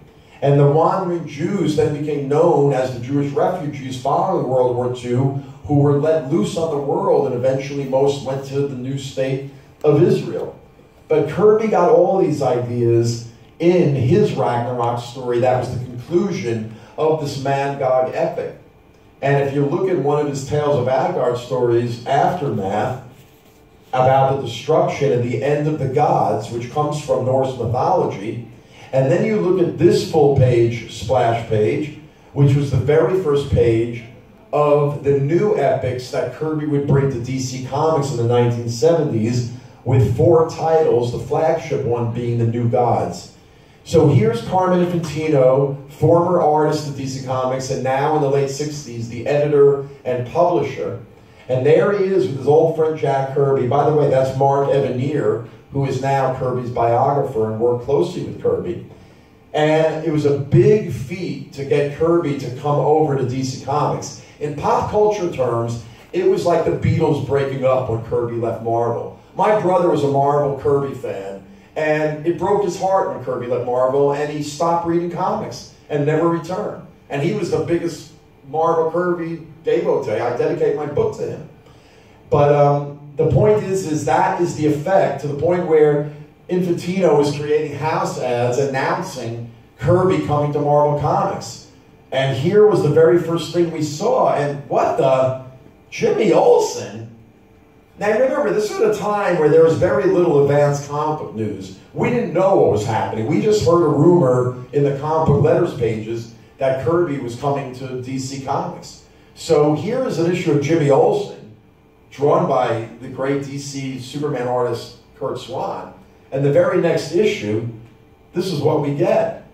Now, what's interesting about Kirby's first appearance at DC is that's not Kirby's Superman.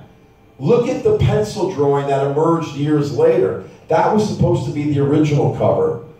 Side by side, you can see the difference. DC at the time felt that readers would be not familiar with Kirby's Superman, and therefore they couldn't risk it. So they brought in lesser DC superhero artists like Al Plastino to draw figures like that.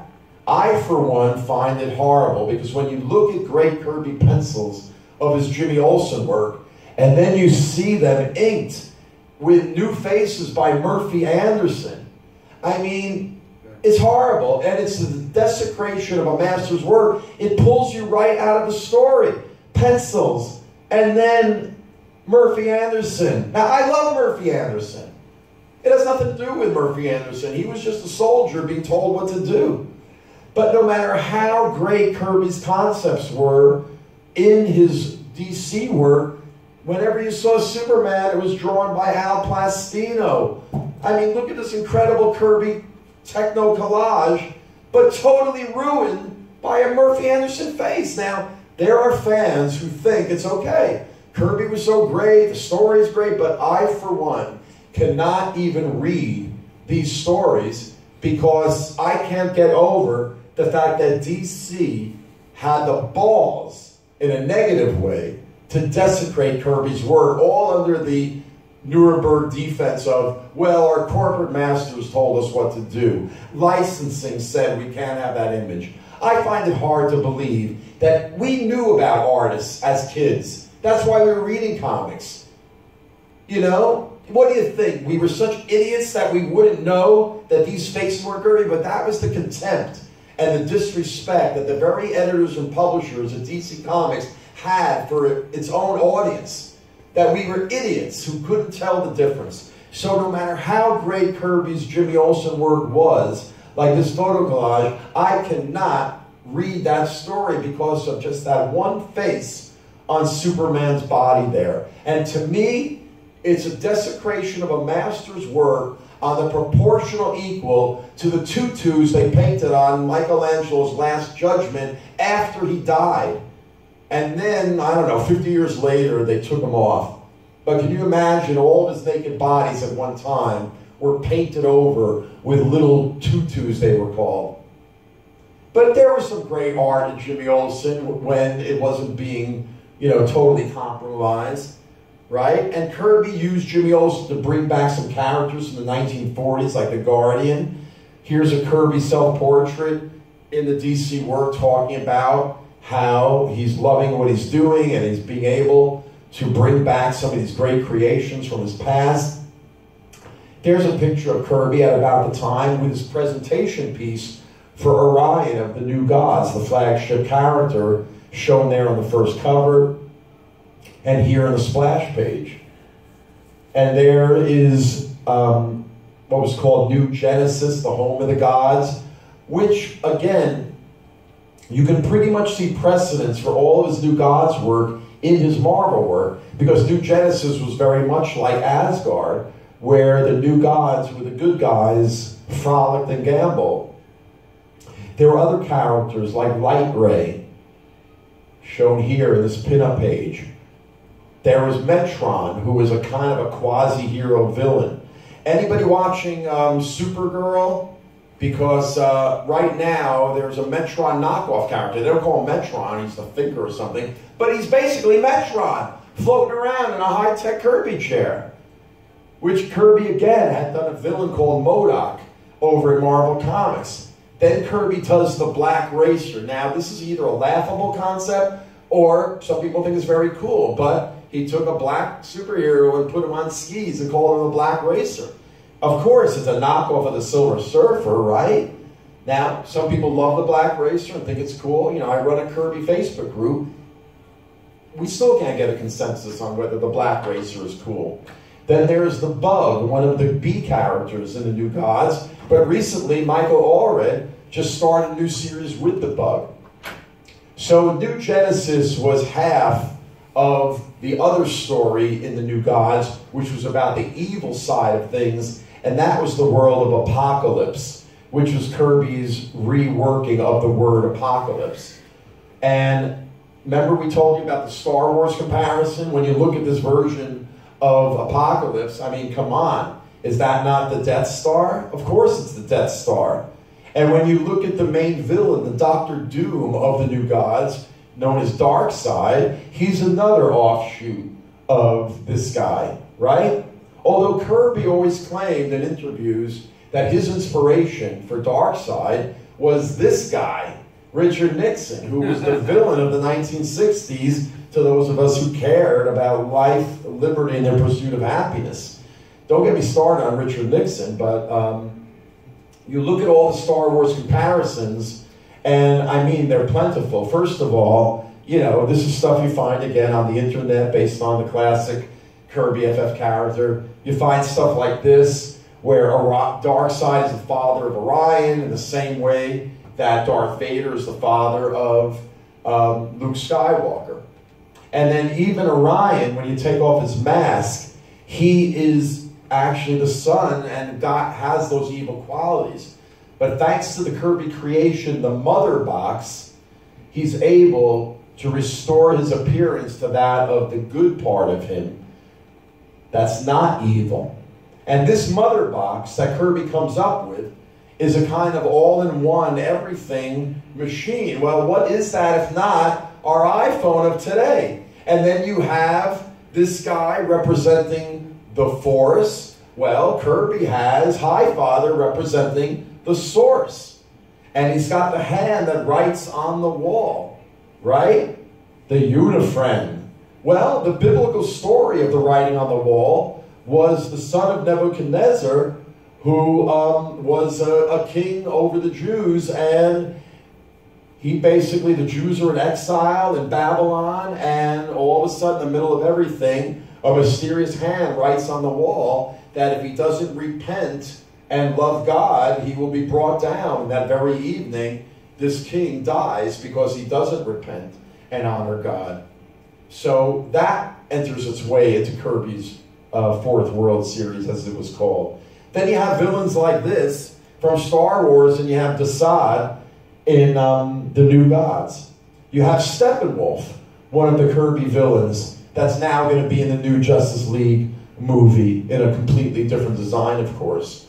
But some of Kirby's greatest artwork and stories is found in the New Gods, in images like this, where you've still got the classic Kirby tech and the kind of Thor medieval characters, stories like the Pact and double-page spreads like this. It truly was Kirby unleashed. And once he teamed up with the inker Mike Royer, who was more faithful to Kirby's pencils than even Joe Sinnott, you really got some of Kirby's greatest double-page spreads that were Kirby ideas that he just sort of left on the page and went on. I mean, whatever this character is and whatever he did to deserve this fate is worthy of an entire annual if Kirby chose to do it. Instead, all we're left with is this incredible image that has been used. Again, you find this stuff on the internet. This was some kind of record album. But Kirby was experimenting with this image for 20 years prior with images like this in his earlier Joe Simon ink style. Another great full-page Kirby tech kind of image, right? With power and energy, motion lines. Perhaps the single greatest Kirby DC New Gods image is the final page of one of his great stories, The Glory Boat, in which it literally is jumping off the page at you. Bruce Timm got to play around with some of Kirby's New God characters in his Justice League animation. Maybe Walt Simonson is one of the few artists that is able to channel Kirby without slavishly imitating him, and his version of Orion, done about a dozen years ago, is maybe the only readable, quality version of Kirby's characters. But DC continues to retread and retreat Kirby's characters. So in addition to the New Gods, you got these other books, Forever People. That was Kirby's kind of idea of hippies. You know, he moves to California in 1969 and is surrounded by young California hippies, and he ends up making them into the Forever People. And the same thing, they've got all this high-tech energy. There's Kirby at his pool in California working. He moved out there because his daughter had asthma and couldn't take the East Coast. But there's Kirby's Forever People, you know, inked by Vince Scaletta. Boo, we don't like him, but we'll talk about that later. And like I said, taken right from the culture of the day with the hippies. And some of Kirby's great art was in the Forever People as well. Some of his greatest art was outside of the pages of Forever People, in these posters and promotion pieces that he would do later.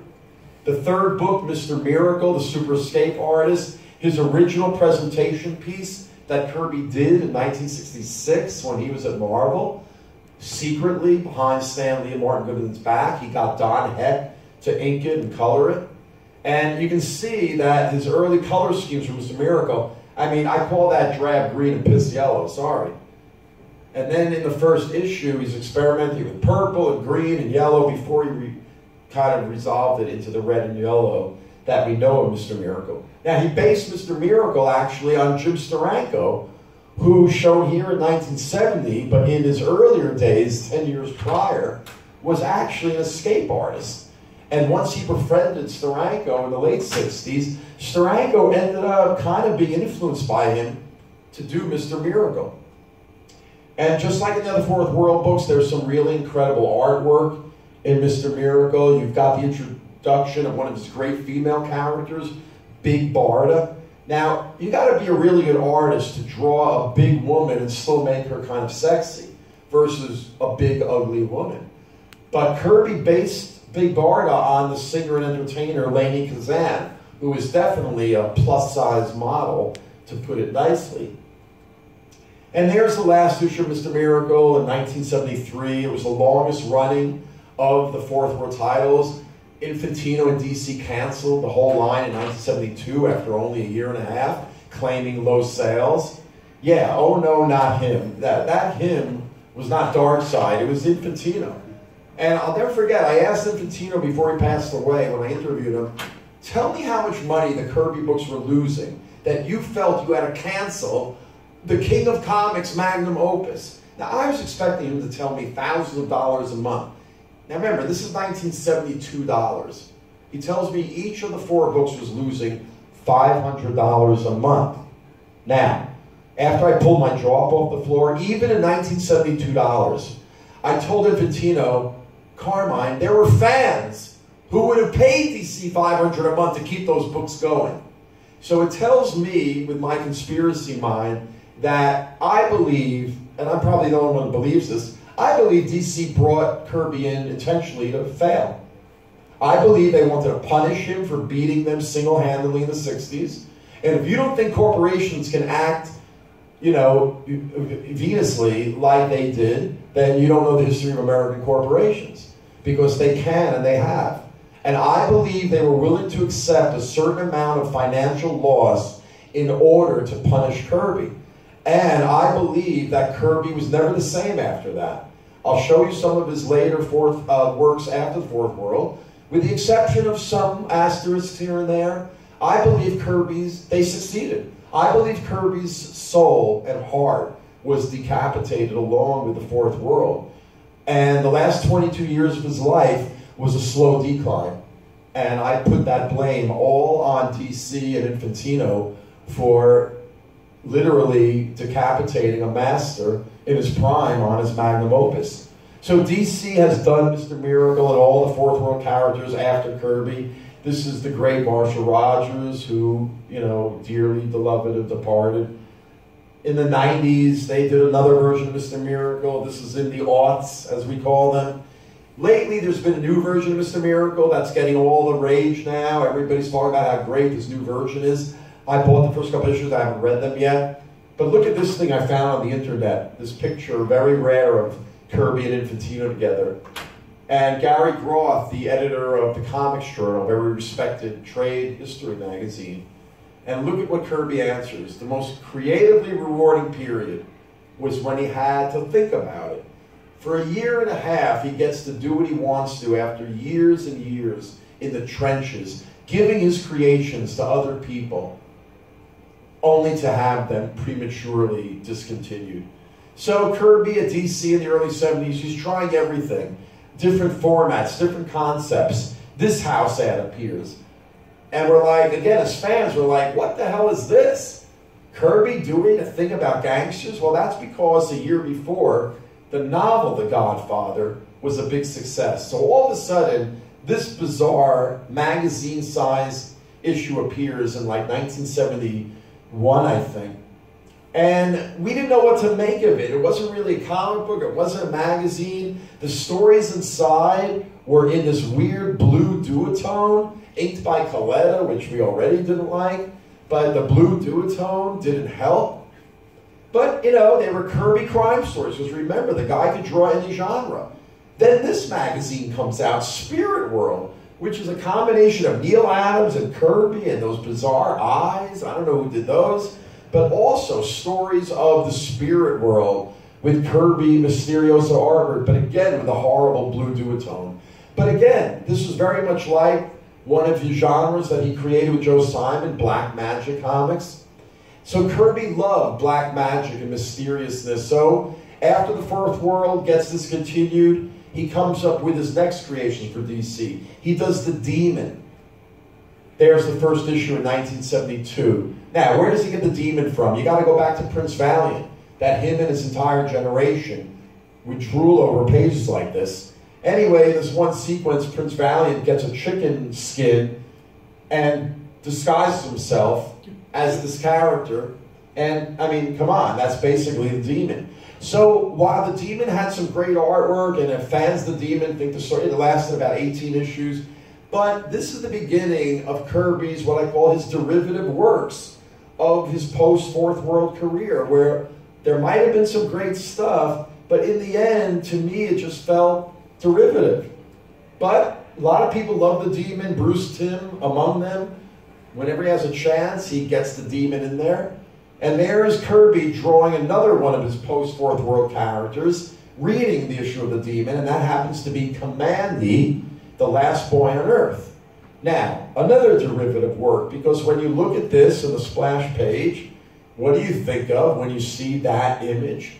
As beautifully drawn by Kirby, that's the final image of The Great Planet of the Apes from 1966, which Rod Serling wrote the screenplay of, but Rod Serling was a reader of pulp novels and science fiction, so you can find the giant Statue of Liberty as a remnant of Earth, you know, many precedents.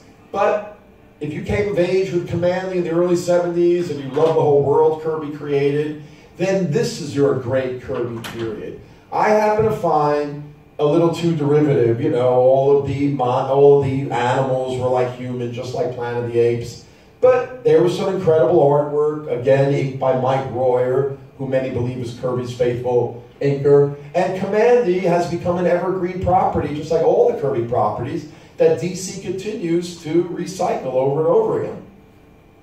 OMAC, kind of a very original creation, one of the bright spots in Kirby's post-Fourth World work with this weird, bizarre cover, which a lot of people still think is one of the strangest images he ever created, right? It's both sexy and repulsive at the same time, right? And here's his concept sketch for OMAC, who was supposed to be the one-man army corps, and he was kind of like a Captain America of the future, biogenetically created to be kind of a super soldier. And just like his other books, there was some incredible artwork and Kirby tech in OMAC, similar to a character he would create 5 years later, Silver Star. Then while still at DC, he did the Sandman. And this issue sold incredibly well for some reason. And it was a modern version of the Sandman character he had done 20 years earlier. Once again, everything Kirby's doing at this point is somewhat derivative of either his own work or other people's work. One of the last issues of the Sandman, they got Wally Wood, the great inker, to come back and ink Kirby, but the magic was gone by that time, you know? He tries another one of his 40s characters at DC in 1975, right before he leaves them again, basing it on Manhunter, another character, very Sandman-like from the early 40s. Then he does a World War II book for DC called The Losers, and he bases the stories on his own experiences in World War II when he fought for General Patton. So when you see incredible images like this of civilians being massacred, not only does this resonate with what Kirby probably witnessed in his own experiences in World War II, but in the history of art, this is Kirby's version of the famous Goya painting, whatever it's called, March 8th, 1803 or something like that. So Kirby's done at DC in 1975, and he goes back to Marvel and goes back to some of his characters that he had had his glory days on a decade earlier.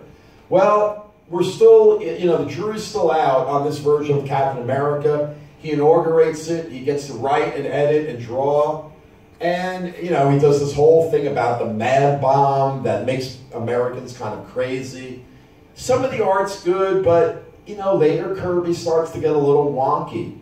But it's 1975, so he comes back to Marvel. In 1976 is the bicentennial, and he produces one of these treasury-sized comic stories that has some pretty great artwork in it. And one of these is a double-page spread panel that very much resembles what's called the Psychorama at Gettysburg, which is a circular painting that goes around a room 26 feet long of the Battle of Gettysburg. And you can kind of sense Kirby's paying some kind of homage to that. But when you strip it down to its black and white pencil form, an artist friend of mine, Adriano Moraes, looked at this and he goes, Arlen, that reminds me of Guernica. And I said, you know, it does have a little bit of that feel. So I did an 11-page verbal visual essay on the relationship between fine art and comic book art. And this is a double-page spread. And in it, I show the relationship between the Goya image and Kirby's image, between Picasso and his Captain America image. And what I do here is I use a quote of Kirby describing this image, but I put it underneath Guernica. And when you read this, it actually makes sense for what Guernica is. And then here's a quote of Picasso talking about Guernica, and I put it under the Kirby image.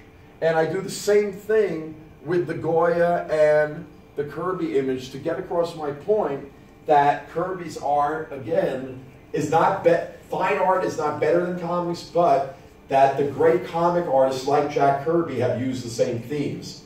He returns to the Black Panther for a couple of issues, or I don't know how many issues he did, 15, 20. And it's got some, again, Kirby was still artistically in the mid-70s, not so far past his peak. He does a Silver Surfer graphic novel, which teams him again with Stan Lee and inker Joe Sinnott. The problem is that's the cover that they had the paperback, the magazine painter Earl Norton paint. I happen to think it's one of the most horrible images ever created, and the type itself, now Mark, you're a graphic designer, is that not some of the worst 1970s typography ever? But they thought at the time this was sophisticated type because they didn't want a graphic novel that looked like a comic book. They thought a graphic novel should look like a magazine or a book. Well, sorry, but that's horrible. You open it up, there's some, you know, nice Kirby art inside. This image of Silver Surfer being released literally out of Galactus' hand, I ended up using in my introduction in the beginning of my presentation. And there is some good Kirby art. Kirby introduces a female, a love interest, and there's Galactus. It was okay, but again, you read it and you just sense the magic is gone. It's just not there anymore, and everything's slightly uninspired. One of the best things he did in Marvel in the late 70s was the Eternals, which, here's the first, that's the house ad in the first issue. And the Eternals are very much like Kirby doing the New Gods again. Here's a spread of the Eternals and very much like the New God spread I showed you earlier. But it was Kirby once again being a little derivative and being inspired by then all the, this is before Ancient Aliens, this is Chariot of the Gods by Eric Von Däniken, a big hit in the mid-70s, all about how did ancient aliens, you know, visit us that we called gods. So there's Kirby in 1976 doing the Eternals, and you can see in this double-page spread this image of this ancient astronaut god. You can't believe that once again a filmmaker like Ridley Scott, 5 years later, when he does Aliens, not 5 years, what am I saying? How many years later? 70, not that many years. When he does Aliens 79. Yeah. So this is only 3 years after this image from the Eternals. But you can't deny the similarity there. And it's all uncredited, of course. But the Eternals is probably the most loved of Kirby's late Marvel period work because it features some incredible Kirby tech like that. And of course, there were Celestials, these faceless, godlike beings that Marvel is still continuing to milk. This is a recent series written by the great Neil Gaiman. And you can see Kirby's creations are finally wending their way into the Marvel Cinematic Universe, because in the first Guardians of the Galaxy, or maybe this is the second one, I don't know, you can see that there's one of Kirby's Celestials. Then Kirby turns himself from kind of knocking off one of the great paperback successes of the 70s to knocking off one of the great TV shows of the 60s when he does, in the late 70s, for whatever reason, a comic book version of The Prisoner. Now, it's recently going to be finally published and inked by Mike Royer. But once again, if you've seen the TV show The Prisoner, it was brilliant. Why would an artist like Kirby do his version of something that was already brilliant? It kind of felt not only derivative, but we love Kirby, but it kind of like broke my heart to see him really wasting his time on doing an adaptation of an already brilliant work. But in his landscapes, like you see here, you saw the same things, not only from growing up on the Lower East Side, but look at this graphic design of this futuristic city. So Kirby, in designs like this, showed both ancient influences, world, you know, they talk about world music. Kirby's art is truly a world art because you can see elements of all different cultures in a cityscape like this. This was one of the cityscapes Kirby created to work in the late 70s on a movie adaptation of a famous science fiction novel by Roger Zelazny called The Lord of Light. And some of Kirby's designs are really spectacular, and you can see them here.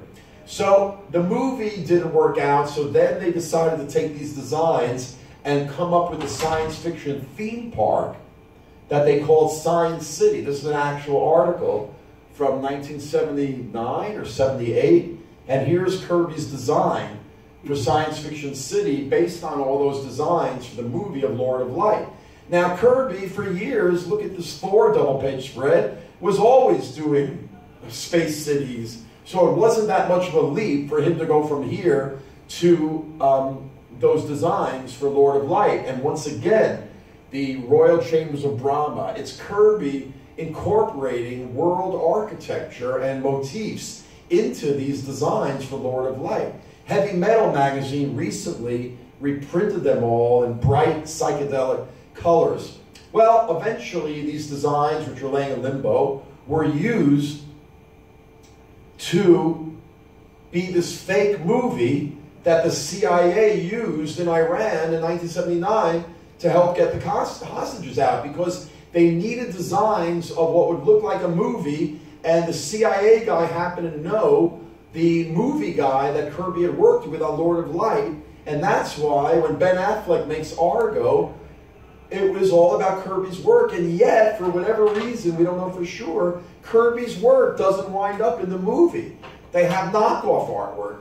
I've heard that it's because the Kirby people wanted money, they didn't want to pay, who knows why, but it's a shame that a movie wins an Academy Award based on Kirby's actual artwork that saved lives, and instead of Kirby jumping on the bandwagon of an Oscar-winning film and getting notoriety, nobody really knows that saw this movie that doesn't know who Jack Kirby was, does not know that that was supposed to be Jack Kirby's thing. So he does another movie-inspired work when he takes Disney's Black Hole in the late 70s and again does a derivative work. And then the ultimate derivative work, even beyond The Greatness of the Prisoner, is Kirby decides to take the movie 2001, the greatest movie ever made, and do a treasury-sized big version of it. There's a double-page spread wraparound cover, and yes, it had some great, spectacular artwork. But 2001 is the greatest movie ever made. Why, Jack? I don't think it's ever been explained whether he was just hired to do it, whether Marvel gave it, whether he just, whatever reason, why would Kirby give us this scene when we could just watch the movie and get the actual scene? Okay, you got the monolith in the movie, Kirby does a more graphic comic book monolith. He's got the same astronaut like David Bowman in space, getting all psychedelicized. Yeah, there's some, like I said, interesting Kirby artwork in 2001, very psychedelic, trying to approximate the light show at the end of the film. Then it spins off into a monthly comic for some reason. I guess the Treasury edition was successful. And you've got some real abstract art like this of some of Kirby's greatest Kirby tech. But on the side, he was doing portfolio pieces that merged God and man and God and machine and man and machine into pieces like this for these portfolios. But you can see the seeds of these images were in Galactus and his other images. But he starts putting out these portfolios around 1970 called The Gods, which were kind of knockoffs or spin-offs of what he had been doing in Thor and the New Gods. So you've got very 1930s, you know, WPA type images of these bulky, godlike, very Russian constructivist kind of, you know, revolution kind of images. Here's an interesting portfolio of The Gods with his idea of Jacob, the Jacob fighting the angel coming out of the Bible, but Kirby, of course, does it in his high-tech. There's a kind of Eternals, you know, with the angel as this kind of high-tech alien. Here's Kirby's idea of God. I mean, that's, other than the Kirby bulky knee, maybe the most extreme version of the Kirby knee. But there's God's bearded head up there. And in this image, very telling, it's Kirby giving us the state of the world as he sees it. God looking on somewhat dispassionately, and the world is just this ball of disease and gore and horror and war.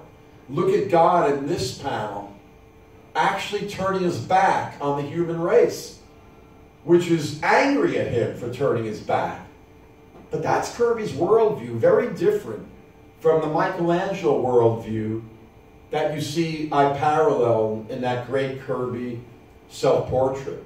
Now, when Vanity Fair magazine a couple of years ago was asked to name its greatest living artists, all the artists who voted wrote in what I call the usual suspects. Of course, there's not any comic artist on that list. There's no Jack Kirby on that list. But he's been honored by the Fine Art Museum world. In '06, the California Museum of Contemporary Arts had a major exhibition on comics where they got to use Kirby as the kind of logo image. Charles Hatfield, a Kirby scholar out in California, up in, where is he, Northridge or something like that, did a major exhibit 2 years ago, one of the most beautiful comic art exhibits I've ever seen, because it gives Kirby images the scale that they deserve. And here is the cover of the catalog that Hatfield put together. I wish I'd gone to this exhibit because it really looks beautiful. I love the idea of giant blow-ups of comic book art, much more than actually hanging the original art. I would do a whole exhibit of just giant blow-ups versus the original art. The original art's beautiful, but to me it doesn't get across the impact that comic art, when you blow it up big, really has. There have been off-Broadway plays about Kirby, most prominently King Kirby. This is one of the posters for it. I saw it in Brooklyn a couple years ago, pretty brilliant. If it comes to your town or area, try to see it. Hopefully, with everything that's happening now, it might get a bigger production that everybody will be able to see. IDW has been printing these giant original art facsimile editions that are gorgeous. I mean, I don't even buy monthly color comics anymore because my comic budget goes to these $150 books. But I'm telling you, you have to fasten a drool cup to your chin when you look at these books because they're gorgeous. You open up one of these books and you're hit with end papers that look like this. Now, Art in America recently had a major story about Kirby, showing you that the art world, the fine art world, is finally come around to treating Kirby as not just a great American comic artist, but as a great American artist. Now, I would have mocked up the cover to look like that. But what did the actual cover of that issue look like? This. So they still are reticent about putting a comic book character on the cover. Now, I'm only showing you this cover of New York Magazine, not for anything to do with Jeff Koons, but just because I needed a cover of New York to tell you what I'm about to tell you. That a major writer for New York Magazine, who I'm Facebook friends with, younger guy in his 30s, Abraham Reisman, big Kirby fan, understands the whole Stan Lee problem.